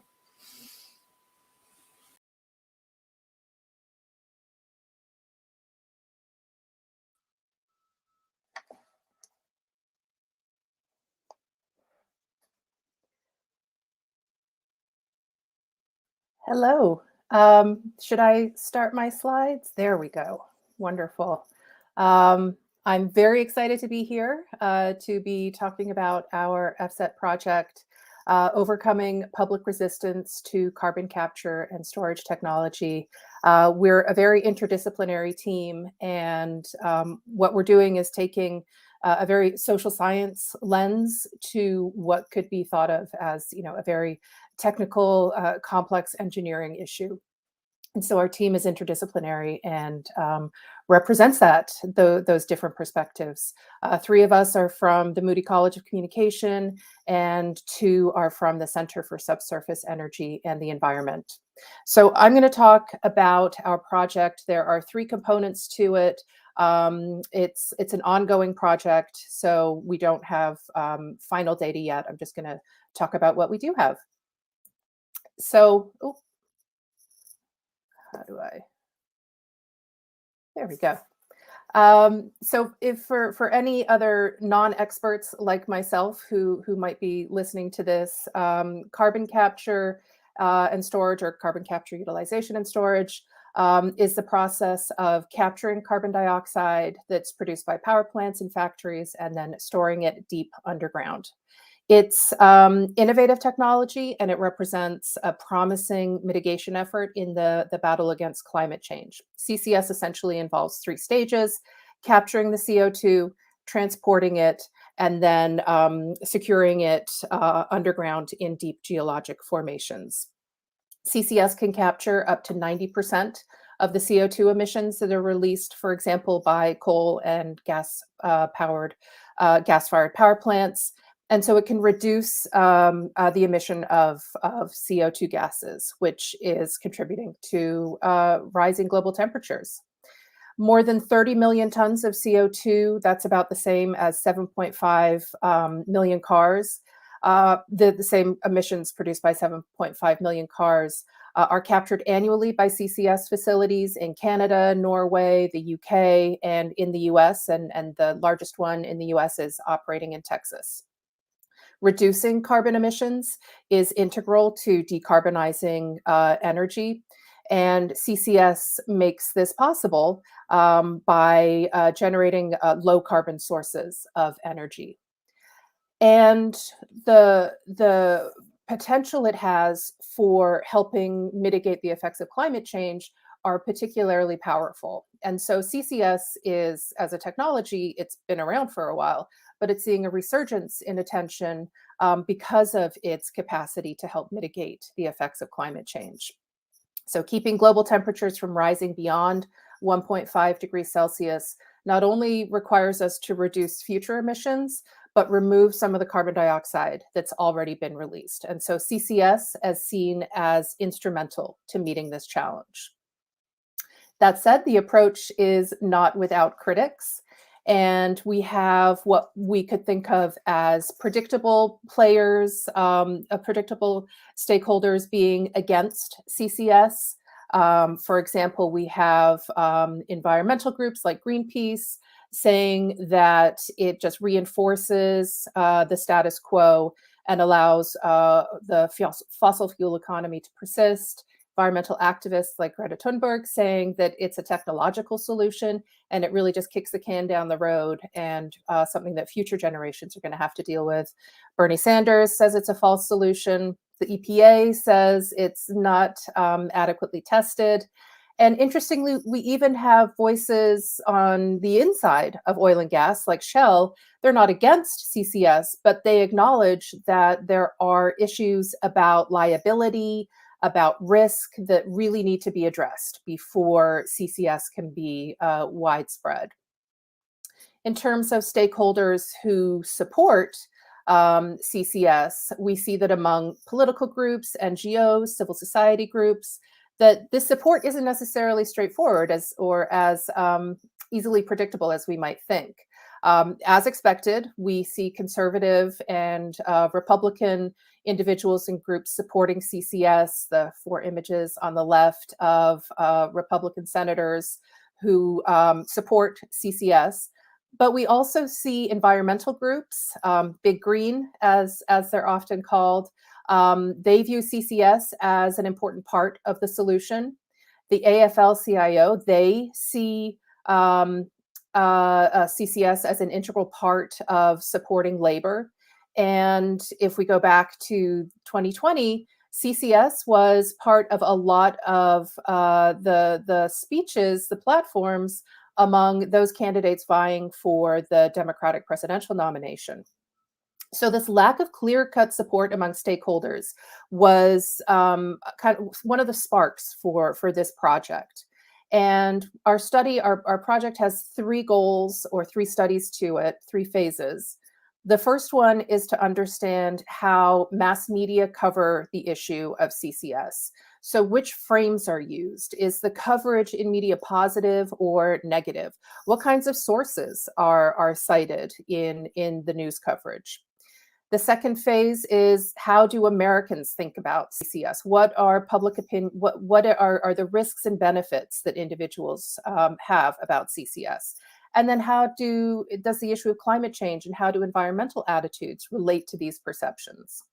And then lastly, what kinds of messages are effective at communicating with audiences, given these differing perceptions and attitudes, to help motivate support for CCS? Phase 1 and 2 are ongoing. Phase 3 we will launch later this semester. So I'm going to talk about the first study, which is content analysis. We wanted to know how CCS is covered in mass media. The mass media play a central role in informing publics about new technologies and scientific findings. The way that media frame these issues by emphasizing specific elements of a message, it provides audiences with shortcuts or heuristics to help reduce the cognitive effort of processing incoming information. So for example, CCS might be framed as an economic issue. It's a way to grow jobs, a way to maintain economic power.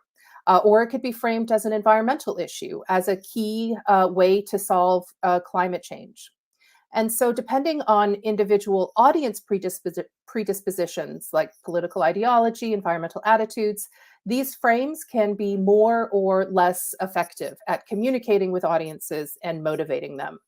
There are several studies that have done content analyses of media coverage of CCS in Canada, Japan, and the UK, but there's more limited research exploring CCS coverage in US media. So that's where our project fits in.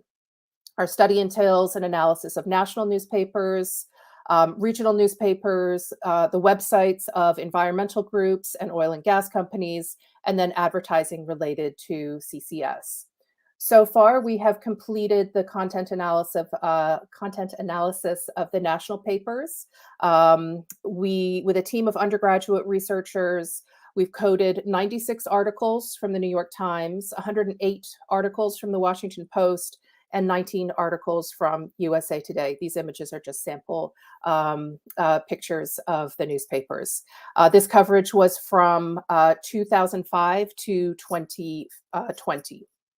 Our coding focused on story frame, so environmental, economic, political, etc. The tone, was it positive or negative? And then the discussion of climate change. How and to what degree was climate change incorporated into the coverage? So some top line results are we see that the environmental frame and the political frame, the technology frame, followed by and the economic frame are the most commonly appearing frames. So an economic frame might refer to the cost of the energy, impact on jobs, financial incentives. A technology frame might incorporate something about how the technology is well proven or that it's still in development and it's costly. An environmental frame might discuss things like water contamination, impact on wildlife. A health and safety frame would refer to things like improved air quality, property rights. Political legal frame would reference perhaps things like calls for regulation or state legislated incentives. And then lastly, a social frame might refer to quality of life or crime rate issues, things like that. And so overall, we see that the most frequently used frames are the environmental frame, the political frame, the technology frame, and the economic frame. The health and safety and social frames are much less common in CCS news stories. And we also see, if you look at the environmental frame bar chart, the green at the top, that refers to this frame appearing in the headline or the lead, the first sentence of a story. And this suggests that for those people who might just be skimming a story or just reading the headline and not reading the whole story deep down, that this is the dominant frame that they're going to see, an environmental frame about CCS. We also looked at the strength of CCS focus in these stories, the tone of the coverage, and then how or what role climate change played. In terms of the strength of the coverage, a story could appear as a central component, headline, lead paragraph, or it could be incidental. It could be at the very bottom, just in passing. What we see is that the New York Times was more likely to include CCS as a primary element, i.e. in the headline or the lead. the Washington Post was least likely to include it as a primary or secondary element. Instead, it's incidental. It might just appear at the end.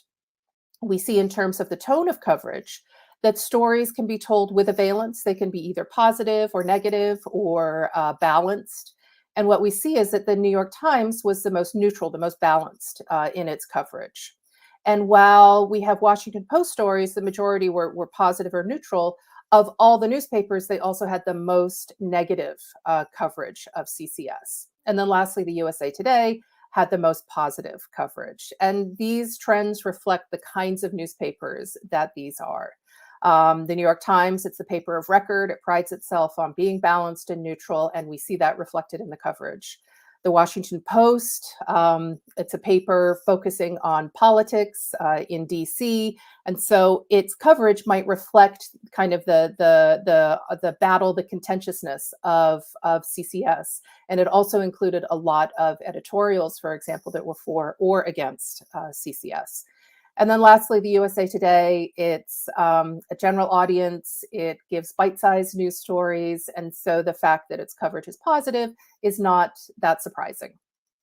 And then lastly, looking at whether climate change, whether CCS is framed as a fix for climate change, we see that overwhelmingly these stories discussed CCS as a solution, a fix, some way to mitigate the effects of climate change. Done so in either a positive or a neutral or balanced light. And again, the New York Times emphasized balance and neutrality, and the USA Today stories emphasized a very positive approach. So our content analysis shows that these national newspapers use a mix of frames to talk about CCS, that it's multifaceted. That said, we see some frames that rise to the top as being more frequent, and that will influence the way that a general audience, the US audience, thinks and understands about CCS. And it's important to think about how CCS is connected to things like climate change, because it can help motivate support for CCS and encourage individuals to think about CCS in terms of those benefits. Which brings us to the next phase of the study, looking at how individuals actually think and feel about CCS. We've done qualitative research in a separate study that tells us individuals perceive a lot of risks and benefits about CCS, and they have a lot of emotions about this issue. These perceived risks can be real or inaccurate. It doesn't matter that whether they're actually going to happen. These feelings are very strongly held. And so we built on this qualitative data by conducting a national survey of 1,000 Americans, representative sample, looking at these benefits and risks perceptions about CCS and how they relate to environmental attitudes. So we see that in general, Americans have a positive attitude toward CCS, and they view it as a useful technology. But human beings are wonderfully complex, and we also see that our sample views it as risky technology and also potentially dangerous, or at least not definitively safe or harmless.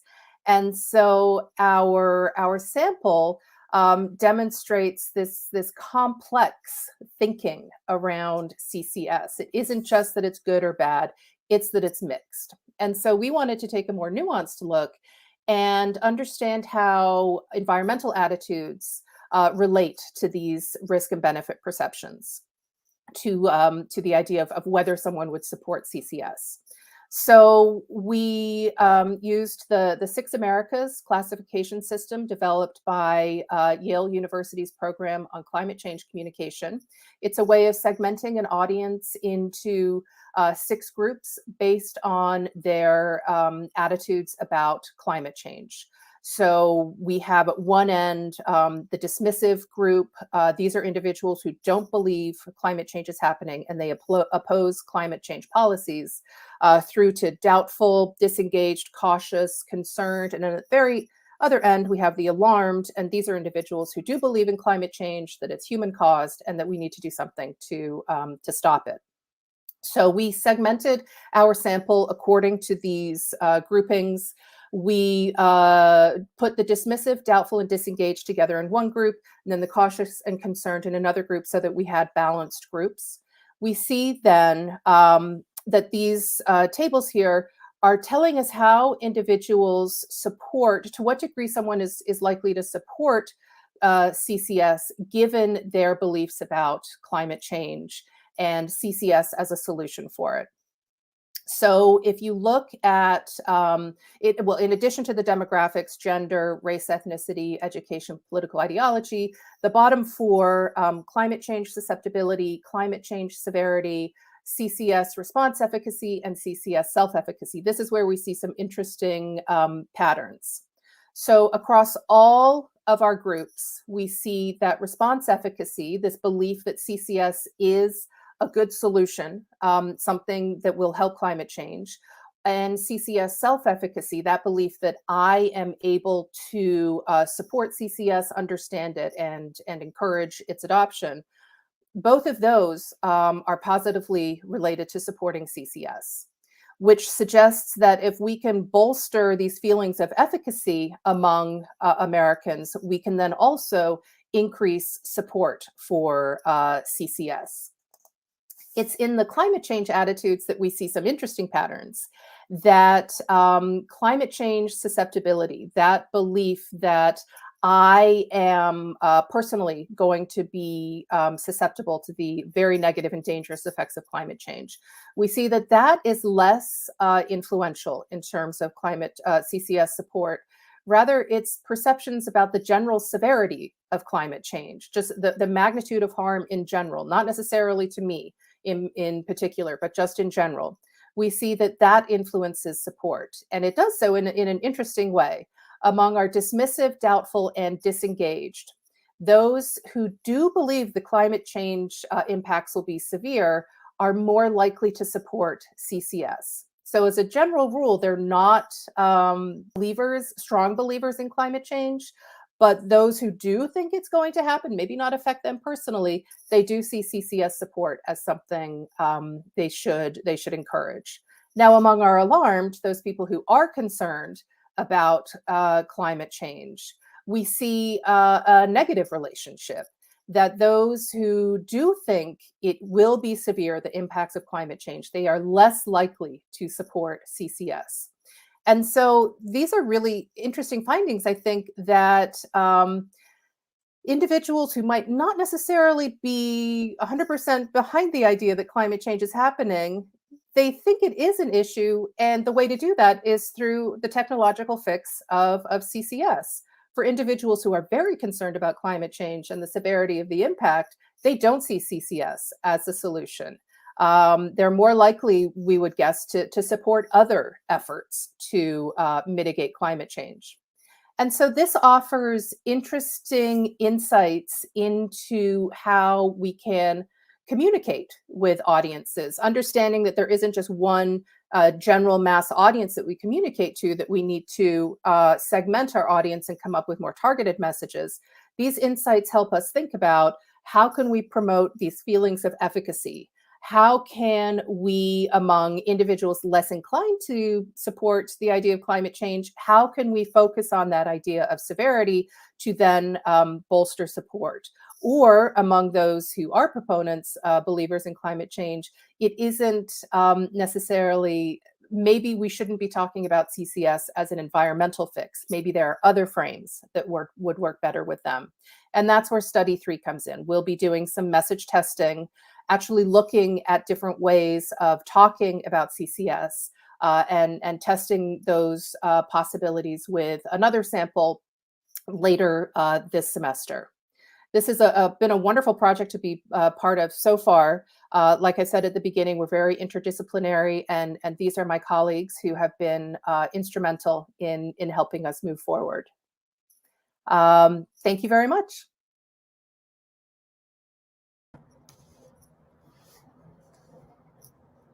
Hey, Eric Funkhauser from the Energy Institute again. I'm joining at the end of these first set of presentations from our FSET faculty with a quick programming note. We want to make you aware for the presentation from Chevron Vice President Bruce Niemeyer taking place at 12:30 p.m. today. Please be sure to go to the Energy Week program and click on the view the live stream link next to his talk. That'll get you in the right place so you can see his remarks. Additionally, we are now heading into a break. We will reconvene here at 11:30 a.m. in about 10 minutes to continue our FSET research showcase. Thank you so much. I hope you've enjoyed so far.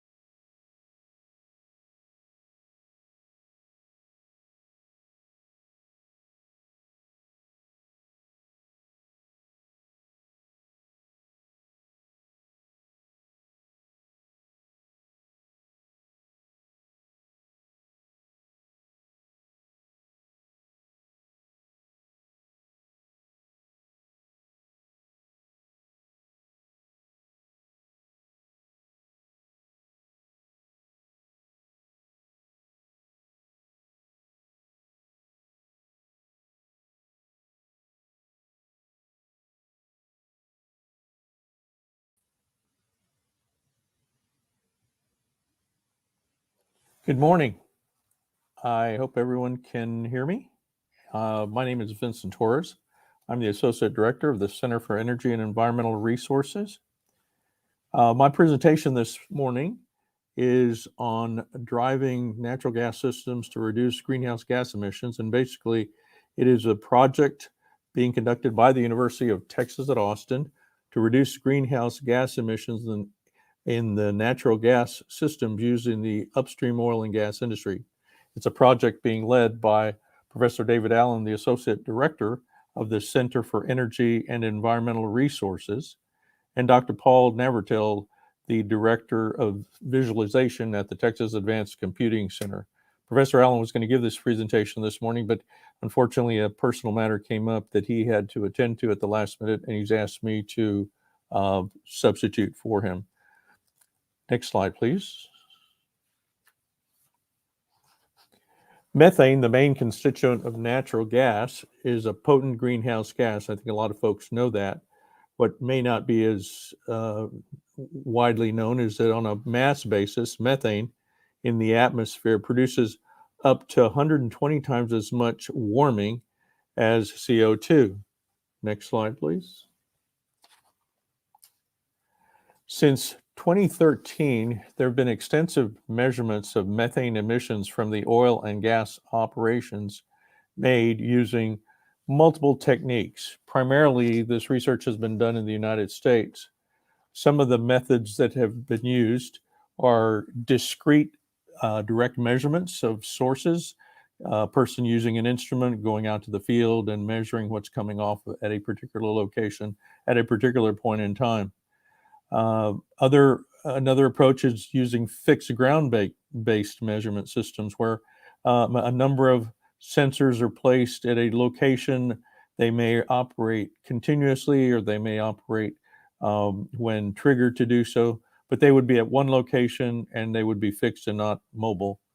Then you have mobile ground monitoring where literally you have vehicles that drive around on public roadways and make measurements of the emissions in the air where they are able to sample and do so downwind of the sources. So this gets to be quite tricky, and of course, it's only a snapshot during the time period that they're making their measurements. Another snapshot approach is doing that from the air in aircraft, where you might have an aircraft that flies what are referred to as transects, which is basically moving up and down, forward and backward in a particular prescribed pattern, trying to crisscross the area that they're making the measurements in. Once again, this is great, but it's only for the day or period of time that the measurements were made. Then you have satellite measurements, and satellites are from space with specialized instrumentation that will make measurements during the pass when the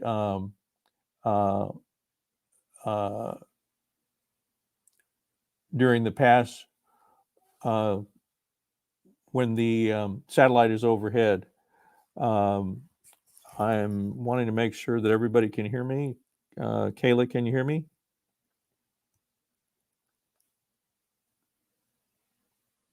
Hello? Okay. And then the different approaches that I've just described provide complementary information to each other. So when you're trying to understand all of the emissions, because some are discrete, some are snapshots in time, some are only for a short period of time, you really have to piece all those together to get a picture of the emissions, because they're not emissions that may occur continuously in the same direction with the wind blowing and at the same concentration or level. Next slide.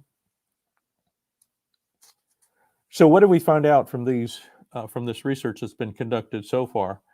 On a global basis, the emissions have been estimated as approximately 2% of the methane that's produced.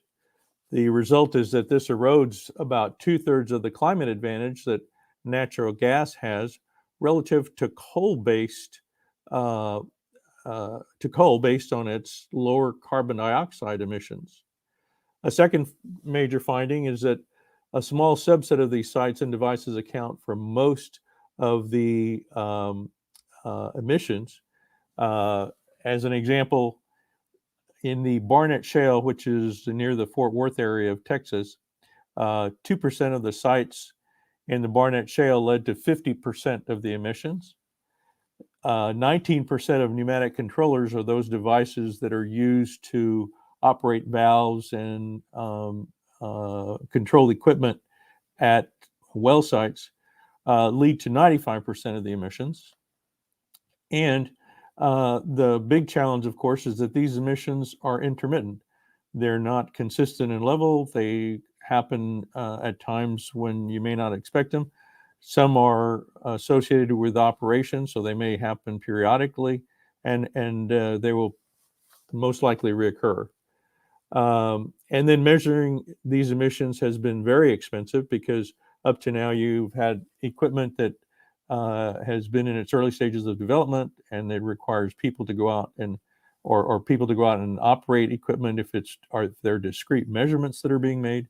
So you, at the end of the day, have some limited information in making these measurements, and it has been very costly.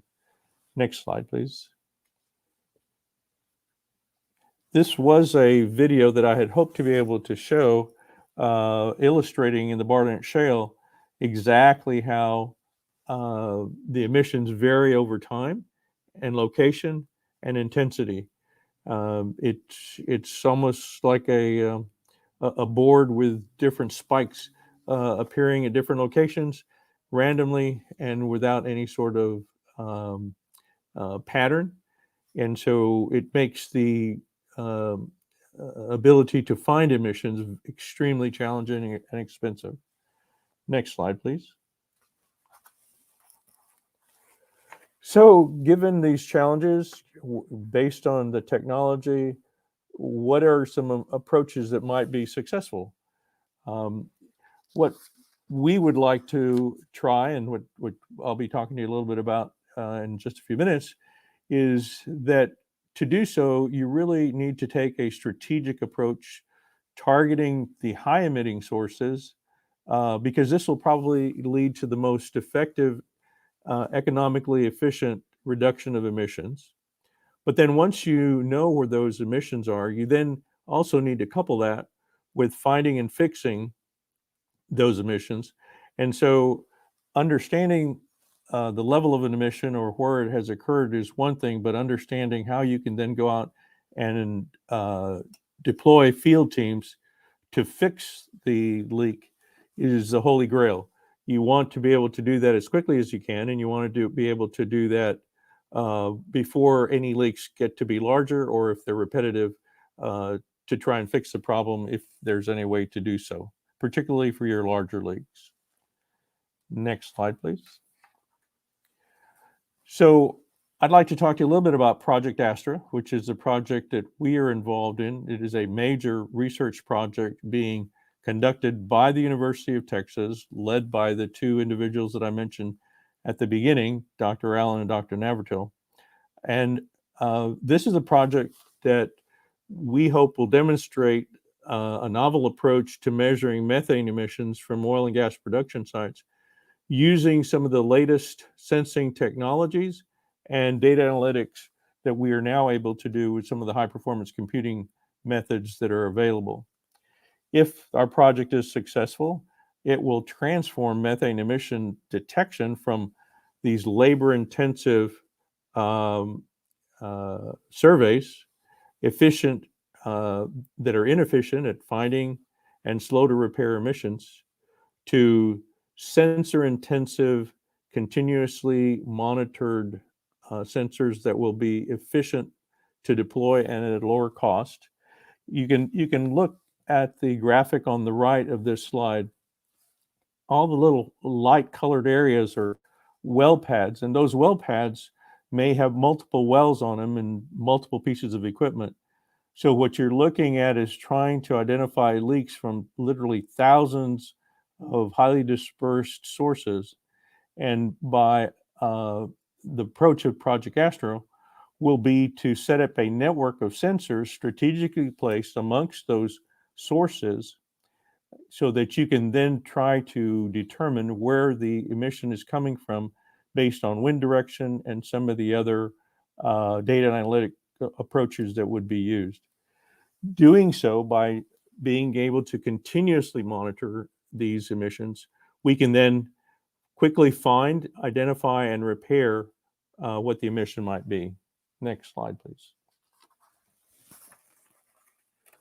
So Project Astra is divided into three major activities. The first one, what we call the West Texas Methane Intercomparison, is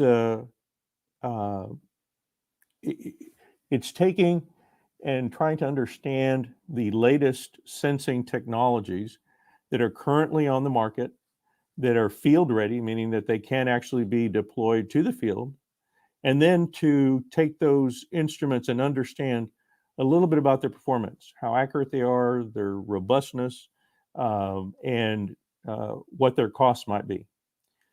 A second major component is the digital methane challenge. So now you have sensors, you've tried to identify what those sensors might be, but where do you locate them? How many do you put out there? What type of instrument do you need to have? So the digital methane challenge is an activity that was developed to basically design a digital twin of the pilot area where we were going to deploy this project, and to determine the optimized design of the sensor mesh. In other words, where do you space them? Where do you locate them? How far do you space them? How many do you place? And which types of sensors would you put in a particular location? So now you have the sensor design that you've done digitally. You have the instruments that you've identified that are the best available instruments at the moment in time. And then the holy grail is putting those two together and conducting it literally a field exercise where the well sites are using the sensors that you've identified. And at this point in time, I'd like to recognize the partners that we have had participating with us on this project. A project of this scale can't happen unless you have the cooperation and the participation of partners like this. And we've been very fortunate to have Chevron, the Environmental Defense Fund, ExxonMobil, the Gas Technology Institute, Microsoft, Pioneer Natural Resources, Schlumberger, and of course, the University of Texas to help us make this project possible. So I want to thank all of those folks for helping to make Project Astra a reality. Next slide, please. So what do we learn from the sensor field intercomparison? Well, there are basically three questions we wanted to answer. What precision and accuracy can be provided by low-cost methane sensors? What is the data capture rate? Meaning, if you had 100 measurements that you needed to make, how many of those measurements were successfully made? And does the performance of the instrument change over time? In other words, how robust is the instrument? We basically set up a site that you see here with the 7 instruments. The important thing to recognize about these instruments is they have to be completely self-contained. They provide their power using solar collectors. A battery provides reserve power, and then the sensor operates completely off of that power and has its own cellular communication system to report data. And they operate continuously, unmanned or unstaffed during the entire time period. They also have to be able to withstand the particular climate that they're subjected to. And this project was done in Midland. And if you've ever been to Midland, you know how windy and dusty it can be in that area. Next slide, please.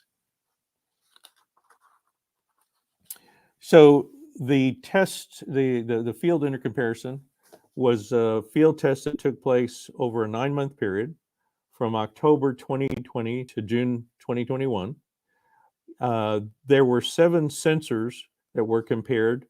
And what we did is, as I mentioned before, these sensors operate continuously without any sort of supervision or intervention by the manufacturers. In addition to having continuous measurements, we then subjected each of these sensors to 4 concentrations of methane that were certified to a particular concentration. at different times during the 9 months, typically 2 to 4 weeks apart. They did not know when these, what we call challenge tests, were to take place, and they didn't know what concentrations we were using. It was our way to check to see how the systems were performing over time and how these measurements changed over the 9-month period. We compared those using a very high quality methane analyzer that was also operating continuously, collecting samples at the same locations that they were, or within about 6 feet of where they were located. And it had a 1 ppb, 1 part per billion precision at a frequency of 1 hertz. Next slide, please. So what did we find out? Well, multiple sensors had a 10 ppb hertz. These are what we call our high resolution sensors. Very low sensitivity and very quick response. Some of the other sensors sort of fell into a second category. We call them our moderate resolution sensors. They were not quite as sensitive. They were able to make measurements at concentrations of 500 ppb and changes in concentration at 1 minute resolution. Their data capture rate was pretty high and typically above 95%. And their performance was, most of them were affected by the dust, but overall their performances were pretty good, except for interference with the dust. The final report on this project is on our webpage, which I will have at the end of the presentation. Next slide, please. So where are we? At this point in time, as I say, the methane sensor intercomparison project has been completed, that component. The design stage of the digital methane challenge is also completed. And we have launched the pilot phase, the phase 3. I was just out in Midland last week, overseeing and coordinating the installation of the first phase of the sensors that are going in based on the sensor network design that we came up with. And we'll be installing some additional sensors when the remainder sensors that are part of the network are delivered. So we are well into phase 3 of this multi-phase project. Next slide, please. As far as the network design, there are a number of questions that we're trying to understand. You know, you can deploy very expensive equipment that has very high sensitivity, but you can probably only afford a few of those sensors. You can deploy less expensive sensors and have more of them, but then you lose some of the accuracy of measurements and their ability to capture all the events that may occur. So your network design, you're trying to optimize how many of each of those types of sensors do you need to have, where do you need to have them, and what sort of time resolution do each of these sensors need to have. Also, what accuracy do you need to have based on how far away they are from a particular source? The closer they are, the higher the concentration will be. The farther they are, the lower the concentration. So the need for a higher resolution instrument. So these are the questions we hope to find during this study once we have completed and have started the actual measurements at the sites. Next slide, please. As far as data analytics, so now you have all this data coming in from literally 60 different sensors, and you have clearly emissions that are coming in, emission measurements that are coming in. And so you want to understand how those emission measurements can help you determine where the sources of the emissions are and how quickly you can get folks out to that location to repair them. So our data analytics are helping us do that. And we are looking at different approaches to data analytics. Of course, some of them that we had already developed and others that we hope to maybe learn could be possible, using other approaches to do this. One possibility of gathering some of those ideas might be through a hackathon to focus on improved data analytics once we know exactly what the data are we're getting in and can share it with others. Next slide, please. So Basically, this project, as I mentioned, is well underway. I want to once again thank our partners that are listed here on this slide. It is a very exciting project given all that is occurring at the moment with different changes in regulations taking place. And we look forward to the results and a successful completion of the project. Thank you.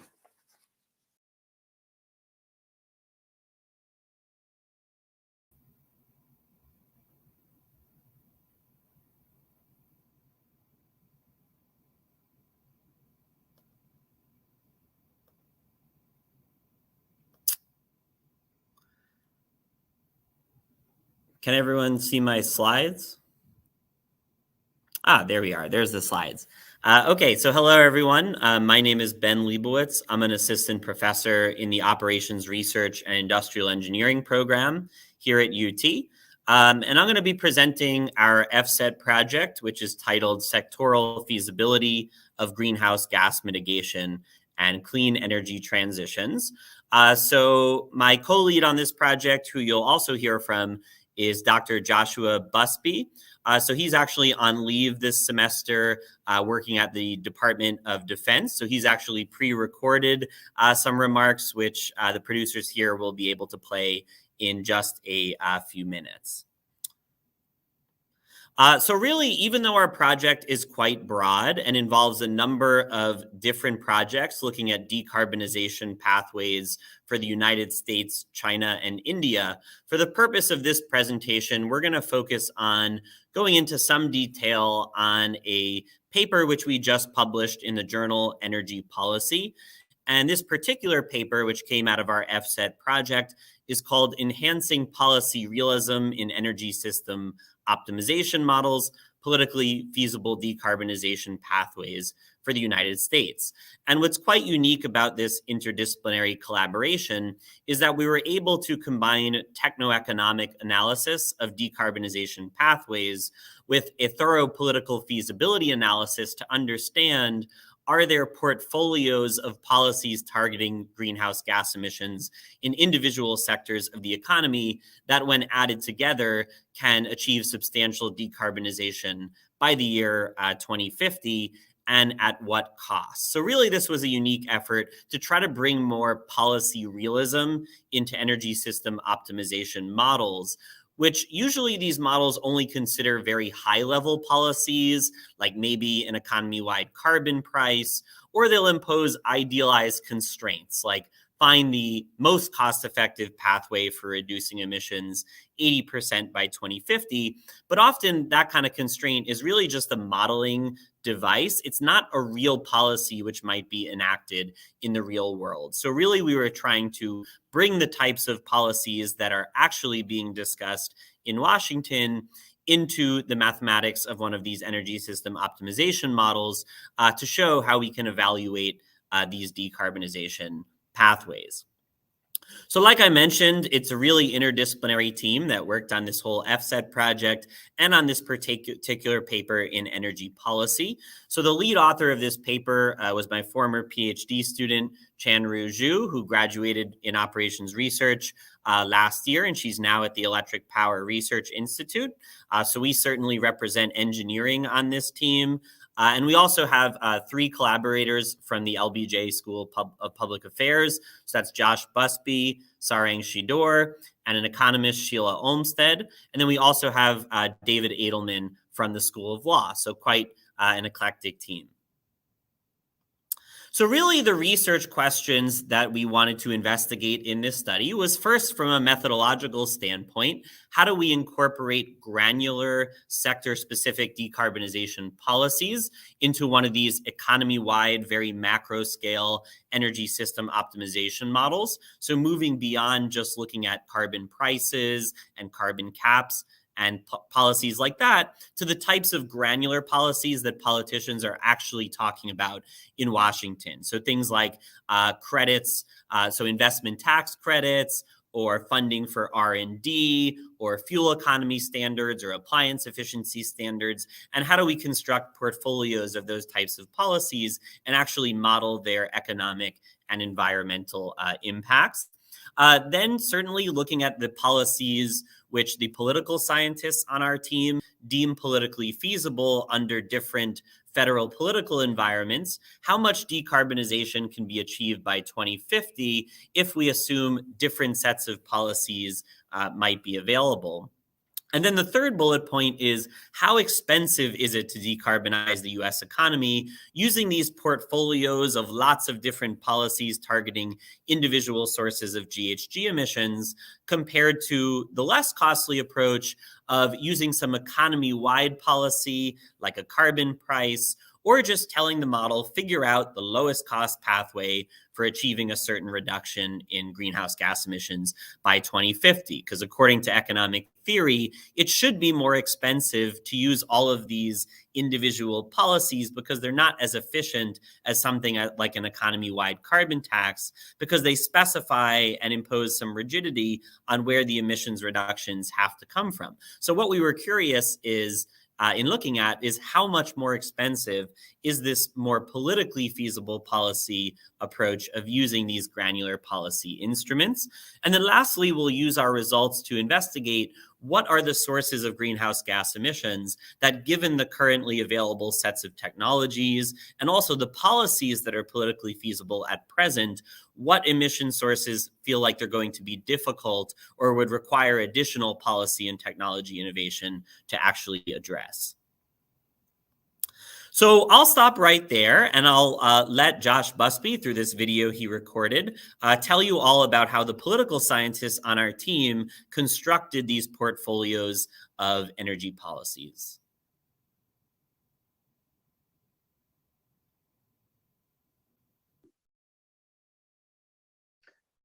I'm Josh Busby, an associate professor in the LBJ School of Public Affairs. I'm sorry I can't be with you live today. I'm currently on leave serving as a senior climate advisor in the Department of Defense.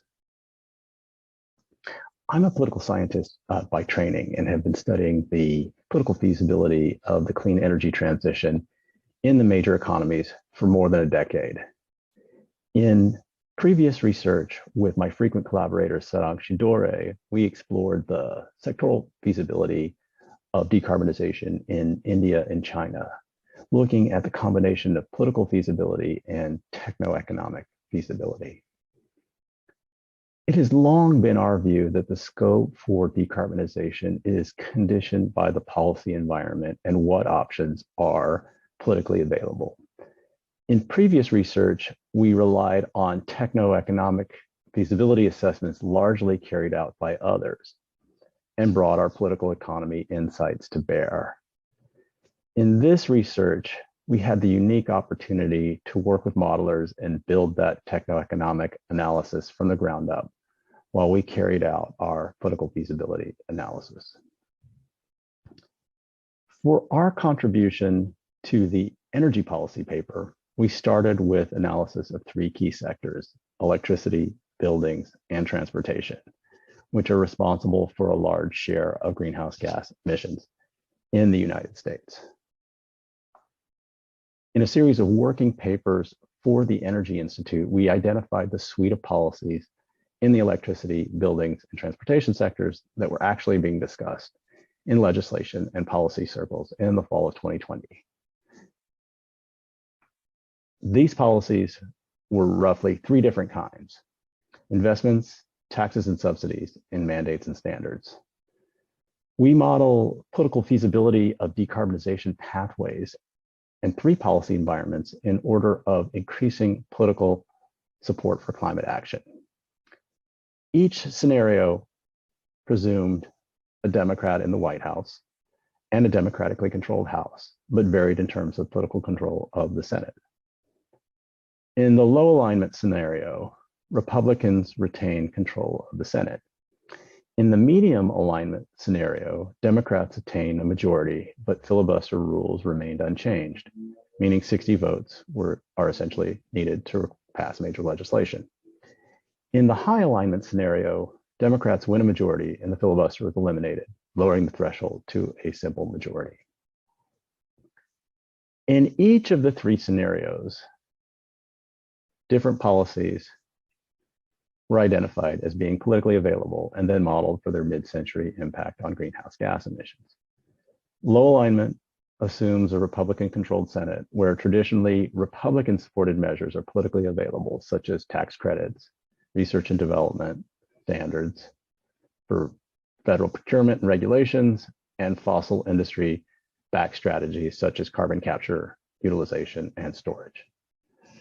The medium alignment portfolio assumes a Democratic-controlled Senate with the filibuster rules unchanged, and that includes more regulatory instruments such as sectoral carbon taxes, which are seen as market-friendly and possibly able to attract Republican support.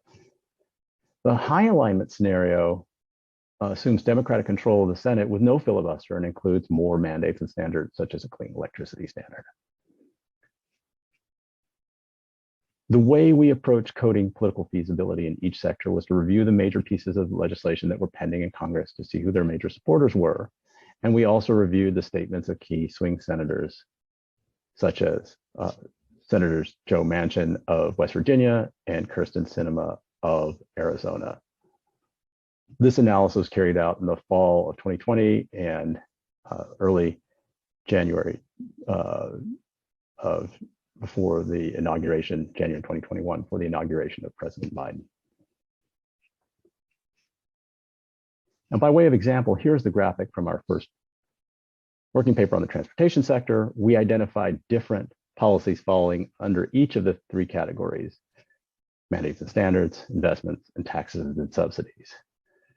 We reviewed what policies we thought were being actively discussed under each, such as a zero emission vehicle mandate and higher fuel economy standards in the cases of mandates and standards, charging infrastructure in the cases of investments, and zero emission vehicle tax credits under taxes and subsidies. We assessed which of these policies would have political support under each of these scenarios.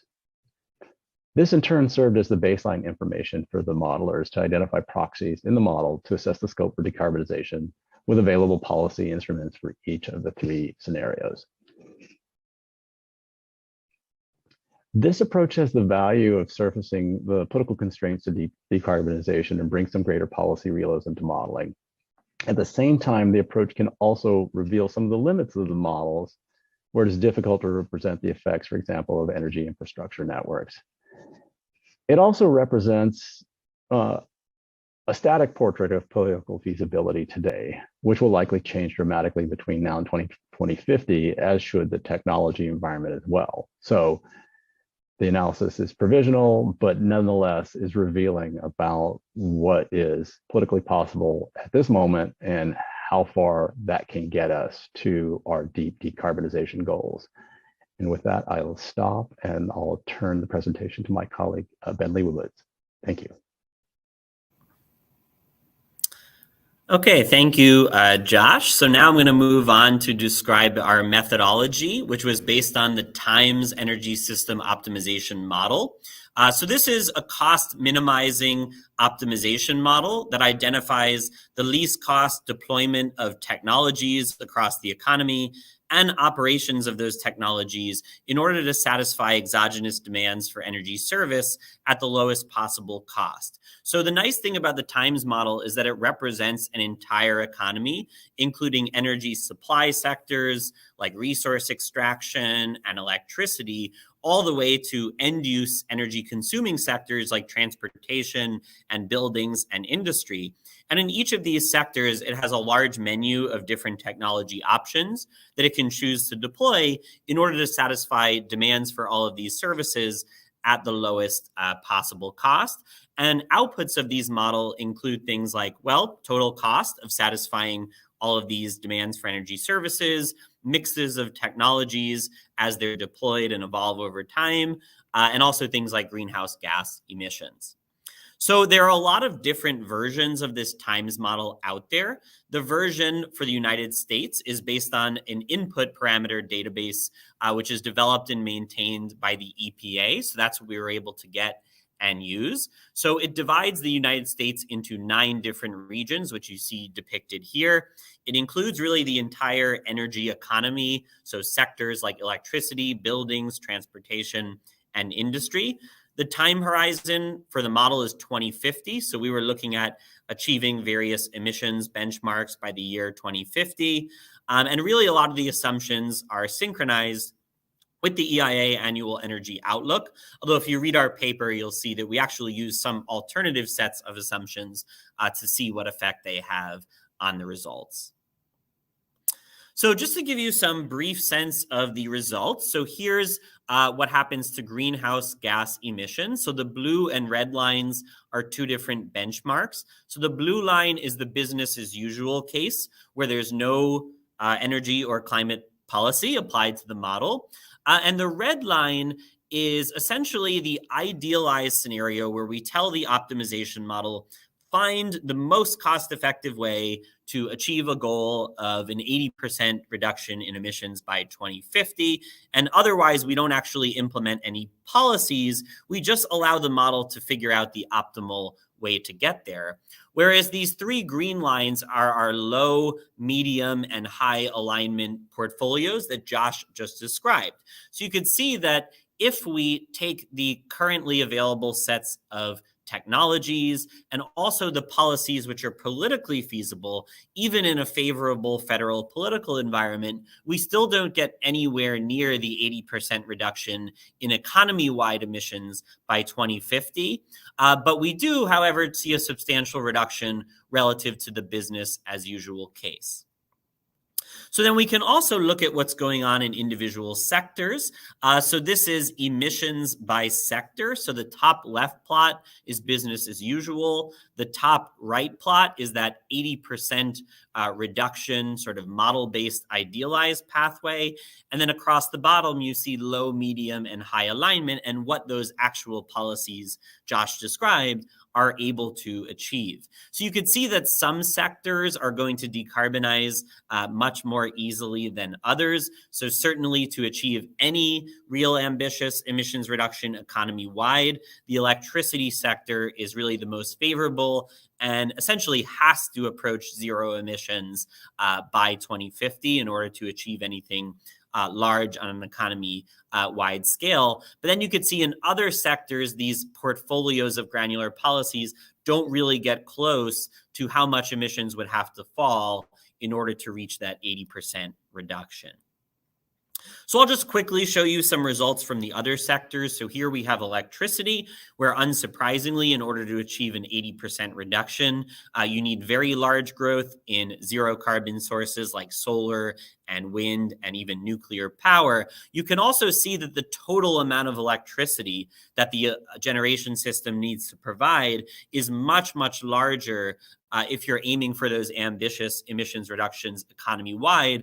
And that's because other sectors like transportation and buildings, their most effective way to decarbonize is through electrification. But of course, that requires more clean energy to be produced. So here in transportation, you could see that in every scenario except for business as usual, there's some delayed but noticeable electrification of the transportation fuel mix by certainly 2040, 2050. But you could see that there's certain parts of the transportation fuel mix and emission sources which are more stubborn. So that certainly goes for diesel, which is associated with like trucking, medium and heavy duty vehicles, and also jet fuel, so aviation. So this goes to show that the politically feasible set of policies are fairly effective by 2050 in electrifying and decarbonizing light-duty passenger vehicles, but there are other parts of the transportation energy mix which are harder to decarbonize. And then similarly in buildings, we see that these policy portfolios struggle to reduce natural gas use in buildings as much as the ideal pathway to the 80% overall reduction.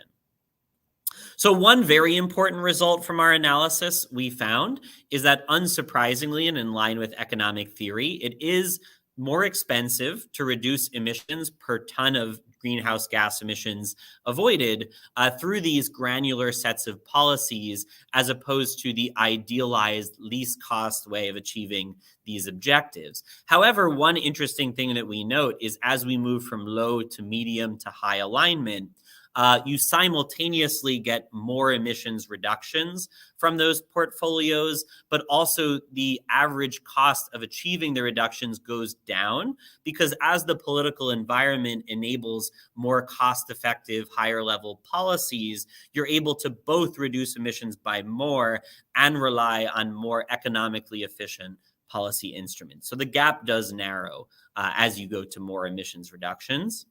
So just to summarize our key findings, most cost-effective near-term decarbonization opportunities are in the electricity sector. To achieve ambitious emissions reductions economy-wide, the electricity sector and then electrification of those end uses is going to have to play a really major role. And really, the optimal decarbonization strategy for the economy as a whole relies on these synergistic relationships across sectors, which is why it's very important to use a model like TIMES. So also, like I mentioned, it is more expensive to decarbonize the US economy using the current politically viable approach of relying on these very specific policy instruments. However, we do see that the gap between the most cost-effective solutions and what's achievable politically in terms of their average abatement cost does narrow as you allow more of these policy instruments to be in play. And also we see that based on the estimates of these costs per ton of CO2, they're still lower than mainstream estimates of the social cost of carbon. And therefore, even if they're not the most cost-effective way to reduce emissions, they still probably produce net benefits for society relative to the business as usual case. So as far as policy implications, certainly infrastructure transformation is going to be needed to provide a lot of clean electricity generation. A complementary set of policy tools, including mandates and standards, investments, and tax credits, is really the most cost-effective approach. And then we highlighted some sources of greenhouse gas emissions, which will need further innovation in technology policy in order to really substantially address. So things like natural gas use in buildings, emissions from the industrial sector, medium and heavy duty vehicles all fall under that umbrella. We made this point that sectoral policies should not be assessed in isolation because there are important synergies and trade-offs across sectors of the economy. And we showed that on the one hand, the economy can be decarbonized quite a bit by 2050 for quite modest costs, but getting to 80% will require new technologies and policies to become feasible between now and 2050. So I'll stop my presentation right there. And here's just a reference to our recent paper in energy policy if you'd like to learn more about our work.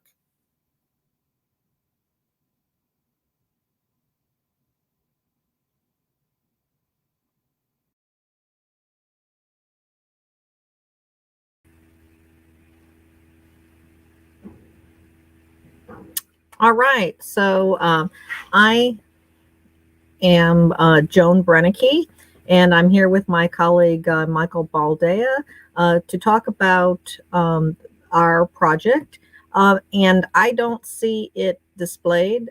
There we go. All right, and so this is work we've done in collaboration with another colleague, Mark Stothair, called Multi-Scale Design and Optimization of Next Generation Carbon Capture Systems. And what we're trying to do is to develop new technology that can capture carbon dioxide from point sources like the electricity generation sector that Ben was just talking about, and be able to do this for less cost and lower energy load than the currently available technologies, which use a variety of aqueous amines. And so the materials that we're focusing on are a class of things called ionic liquids. They are simply pure salts that are liquid at room temperature.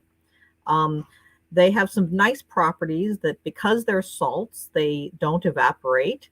We can use them without adding water, and they have some good thermal stability. And what's really good is that we can make these low melting salts that we can use as absorbents using a wide variety of different chemical functionality to tune their chemical and physical properties. In particular, the class of materials that we have developed are something called aprotic heterocyclic anion ionic liquids. And an example of the structures are shown here, a little convoluted, all right? But what they are, in fact, amines, where there's an amine on the anion, which then can reversibly react with carbon dioxide. But as shown here, we can get 1 mole of CO2 per mole of ionic liquid, which is a higher molar capacity than the conventional technology. And more importantly, we can tune the enthalpy of reaction of these different ionic liquids with CO2. Once again, the graph looks a little bit messed up, but this is a series of different ionic liquids that we've changed those anions, and we can have them react more strongly with the CO2 or more weakly with the CO2. So we can kind of use this as a design parameter in the development of appropriate materials for different CO2 capture applications. But it's not just a matter of selecting the right material. We can look at some of the properties that we might be interested in, for instance, high absorption capacity or high cyclic capacity, that is difference in the uptake between the absorption and the regeneration process, as one of our criteria in trying to design and select appropriate material. And then we can take that material and do a process design in which you would then optimize the whole process, determining the operating conditions and so on, and get the best you can do for that particular material. But really, this is an integrated material and process design problem. We want to get the best material and the best process working together to give us the most effective and least cost and lowest energy capturing of CO2. So this is what we're doing in this FSET project. It's kind of shown schematically here. We have our sort of initial base case ionic liquid that we know works well. And but we're looking to improve that, and especially improve it for different sources of CO2 that have different temperatures, pressures, and compositions, and so on.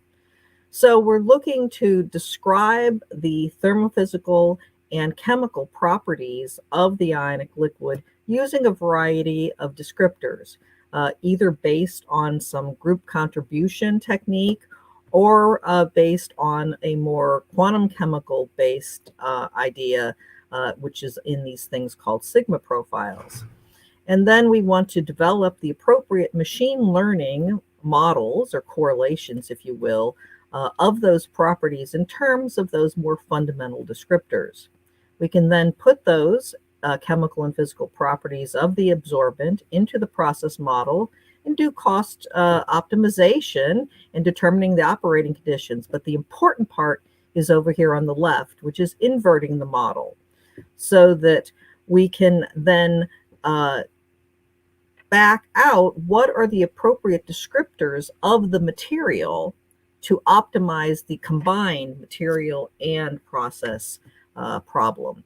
And then with knowing those things, then work to actually synthesize, make, and test those optimized ionic liquid materials. To do this all, we've been working on developing that property modeling. We have a variety of data for things like viscosities and heat capacities and densities and so on. And then, as I said, the two sets of descriptors that we're working on are ones based on group contribution, where I'm just showing you here some potential groups that we're using, or based on this more quantum chemical distribution of the charge over the anion and the cation. And then doing some standard machine learning regression techniques like support vector regression or gradient boosted regression trees. And so just to show you an example of what we've been able to do, this is for the density of the absorbent material and also for the viscosity of the absorbent material, what we get predicted from our models versus the experimental data. And so those numbers are starting to get close to what the uncertainty is actually in the experimental measurements. Now, modeling the carbon dioxide capacity, so how much CO2 the ionic liquids pick up as a function of pressure and temperature, is a more challenging problem. And the first problem is that we don't have enough data. So we have, as part of this project, been designing and synthesizing and testing new ionic liquids. And here's the measurement of their CO2 capacity for a series of ones that we have developed as part of this project. But it's an ongoing work to do this CO2 uptake because we started out with only about 21 different ionic liquids. We've added on a half a dozen or so more, but still we don't have sufficient data. And so what we're doing is developing surrogate data for the enthalpy of binding between the anion of the ionic liquid and the CO2 using density functional theory calculations. So here we can make up lots and lots of different ionic liquids easily and calculate what the binding energy would be between the CO2 and that ionic liquid. So now we've done this for about 400 different ionic liquids that we come up with. We do a little bit of a correction based on the data that we do have, and then are now working on a machine learning model where we can then predict the CO2 uptake for a wide variety of different ionic liquids. And here's just an example of the range of the enthalpies of binding of the different ones that we've come up with of this set of 400. So still to do is the development of that machine learning model. So then the other part of this is, in fact, the multi-scale design problem. And my colleague, Michael Baldea, will work to describe some of this. All right, thank you, gentlemen. I think you'll have to advance the slides. Yep, happy to do that. Not just yet. So the problem that we are dealing with is in fact a multi-scale problem that I described at the beginning, which means that we want to look at both the design of the process, so that means the units that are in the plant that would do the carbon capture, as well as designing or tailoring the solvent for the application. So our goal here is to do molecular level and process level design in a single shot. And to that end, we have developed a new set of numerical techniques that make sure that we can deal with these models, which tend to be complex and unwieldy from a mathematical point of view. And we had some initial successes as far as that goes. So on the next slide, we will talk about some of the plants and designs that we already looked at. One was to carry out a comparison between conventional and established peprazine or PZ based processes and a process that's based on ionic liquids. Many of you will recognize this, let's say, overall layout of a carbon capture plant that consists of an absorber where the flue gas is treated and releases the CO2. And then there's a second section on the right-hand side where the solvent is processed and recovered. So solvent is recovered, CO2 is released from the solvent and then sent for further utilization or storage. One of the innovations that we introduced is a novel regeneration unit based on thin film principles, which allows us to run this process at lower temperatures to prevent solvent degradation. So as of yet, we are aware of the fact that ionic liquids may be more prone to degradation than current amine-based solutions, so we try to prevent that problem. On the right-hand side of this slide, you will notice a comparison of the capital and operating expenditures that correspond to an established peprazine-based process and the novel processes that we propose here based on a liquid. And it's interesting that the capital expenditure tends to be slightly higher in the case of ionic liquids because that includes the startup cost of the initial charge of solvent. However, operating costs are lower because of our ability to tune the solvent to the application. So to further illustrate the point of obtaining lower operating costs with the designs that we propose, we studied the flexible operation of capture processes based on ILs. And to do that, we looked at multiple scenarios where electricity prices vary, and we assumed that our process is coupled to a power plant. And the assumption here is that the amount of carbon that's captured and the operation of the capture process can be turned down when there is high need for electricity, therefore avoiding to take away steam from the power generation section of this ensemble. So what you see here is some results that we show for a case where the electricity prices tend to peak very highly during the late afternoon of the day. And in this case, what we can do is to exploit our ability to store some of the solvent that's loaded with CO2, and then we can regenerate the solvent later. So what we say is this is a variable carbon capture level. Nevertheless, on average, we can meet our carbon capture target of 90%. But interestingly enough, this flexible design compared to an inflexible design where the carbon capture rate is constant over time tends to cost a little more from the capital perspective. So if you look at the blue lines in the group of lines on the right-hand side, you'll see that they're a little taller than the lines in the case of inflexible operation. Nevertheless, the costs of capturing carbon are significantly lower. And that's because we are able to exploit the flexibility of the system, generate electricity at times when electricity is at a high price, and recover some of the cost of regenerating carbon. So these are results that we've already established. Moving forward, our ongoing work is now focused on solving the inverse problem. So the inverse problem means we are able to simultaneously design a solvent as well as a process, and then making a connection with a physical existing substance that meets the characteristics of that ideal solvent. So we chose a prototype platform for doing this problem. This is a very difficult problem, so we're taking smaller steps here. This is a pre-combustion process that treats syngas, and our goal here is to retain the carbon or CO2 from the syngas in the context of the flue gas definition that we have here. So here, what we're looking at is, again, we try to design a molecule that is tailored to this process. How do we do that? So we go to the next slide. We need to somehow represent the properties of those molecules. And we chose to use the statistical associating fluid theory, the perturbed chain variation of that, or PCSAF, which gives us an estimate of the Helmholtz free energy, and that as a function of the structure of the different molecules. So we can formulate the Helmholtz free energy as several molecular descriptors, and then from the Helmholtz free energy, we can calculate the other relevant thermodynamic properties of the molecule. So we proceed with this PCSAF model and incorporate it in a process design problem that aims at optimizing the economic performance of the process. So here, this would be normally a process coupled with what we highlight here in red, the molecular level model PCSAF, plus some molecular constraints.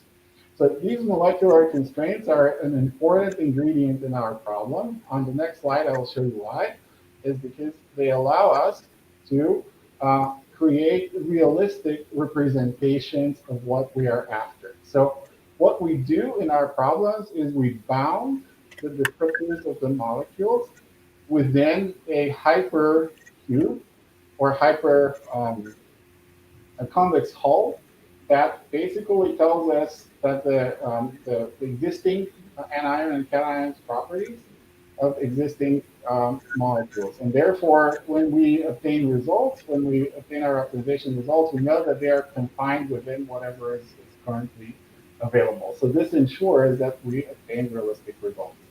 Now, going forward, we have some confirmation of the fact that our predictors are actually able to quite well represent existing molecules. So we tested this approach, and that gives us some confidence or a high degree of confidence in the fact that our predictions are going to be realistic. Now, going forward, we have some preliminary results in terms of optimizing both the process and the molecule, which I'm showing here. So we started with the prototype process that I showed earlier. the idea here is to start with some results existing in the literature, and then see if we can improve on those results by carrying out our optimization. And as it turns out, yes, we can, and we also work within the confines of existing ionic liquids, so the results can be and will be verified in the lab. All right, so going forward, again, the big next step that we have to take is to do the inverse problem. So the inverse problem, I remind you, means that we obtain a set of molecular descriptors from the optimization process. We have to go back and make sure that these match a real substance, a real ionic liquid. They may not provide the exact parameters of existing anions and cations, but we will identify through data analytics the existing molecules that are as close as possible in this descriptor space to the ones that we deem to be optimal. And then we will proceed with an experimental verification phase for what we need to do. It is possible that the combination of anion and cation that we have identified through optimization may not have been synthesized yet, but we do have, through our collaboration, the ability to do so. Going forward, I am very pleased to announce that this very fruitful collaboration has also materialized in further external support in the form of a $1.7 million grant from the NSF through the EcoCBET program. And we intend to take our research one step further in the sense that we are no longer content with capturing carbon, we are also intent on converting it. So the key innovation that we propose in this project is that that conversion occur in the solvent. So we are no longer paying the energy penalty that is typically associated with separating the CO2 from the solvent, followed by some kind of processing or conversion, but rather we are exploring new ways of carrying out that conversion into a useful chemical, which in this case is ethanol, so within the solvent itself. So there's a very big energy penalty that is avoided through doing this process. And of course, this is a very highly collaborative, integrated project where together with Dr. Beneke, we're working with Dr. Saher and Allen here at UT Austin and collaborators at PNNL and Washington State University, along with industry collaborators as well. So with that, I'd like to report on a number of publications that came out quite recently that describe the results that we presented here. There's also a number of upcoming publications that we are working on and they're about to be submitted. And with that, I'd also like to thank you for your attention.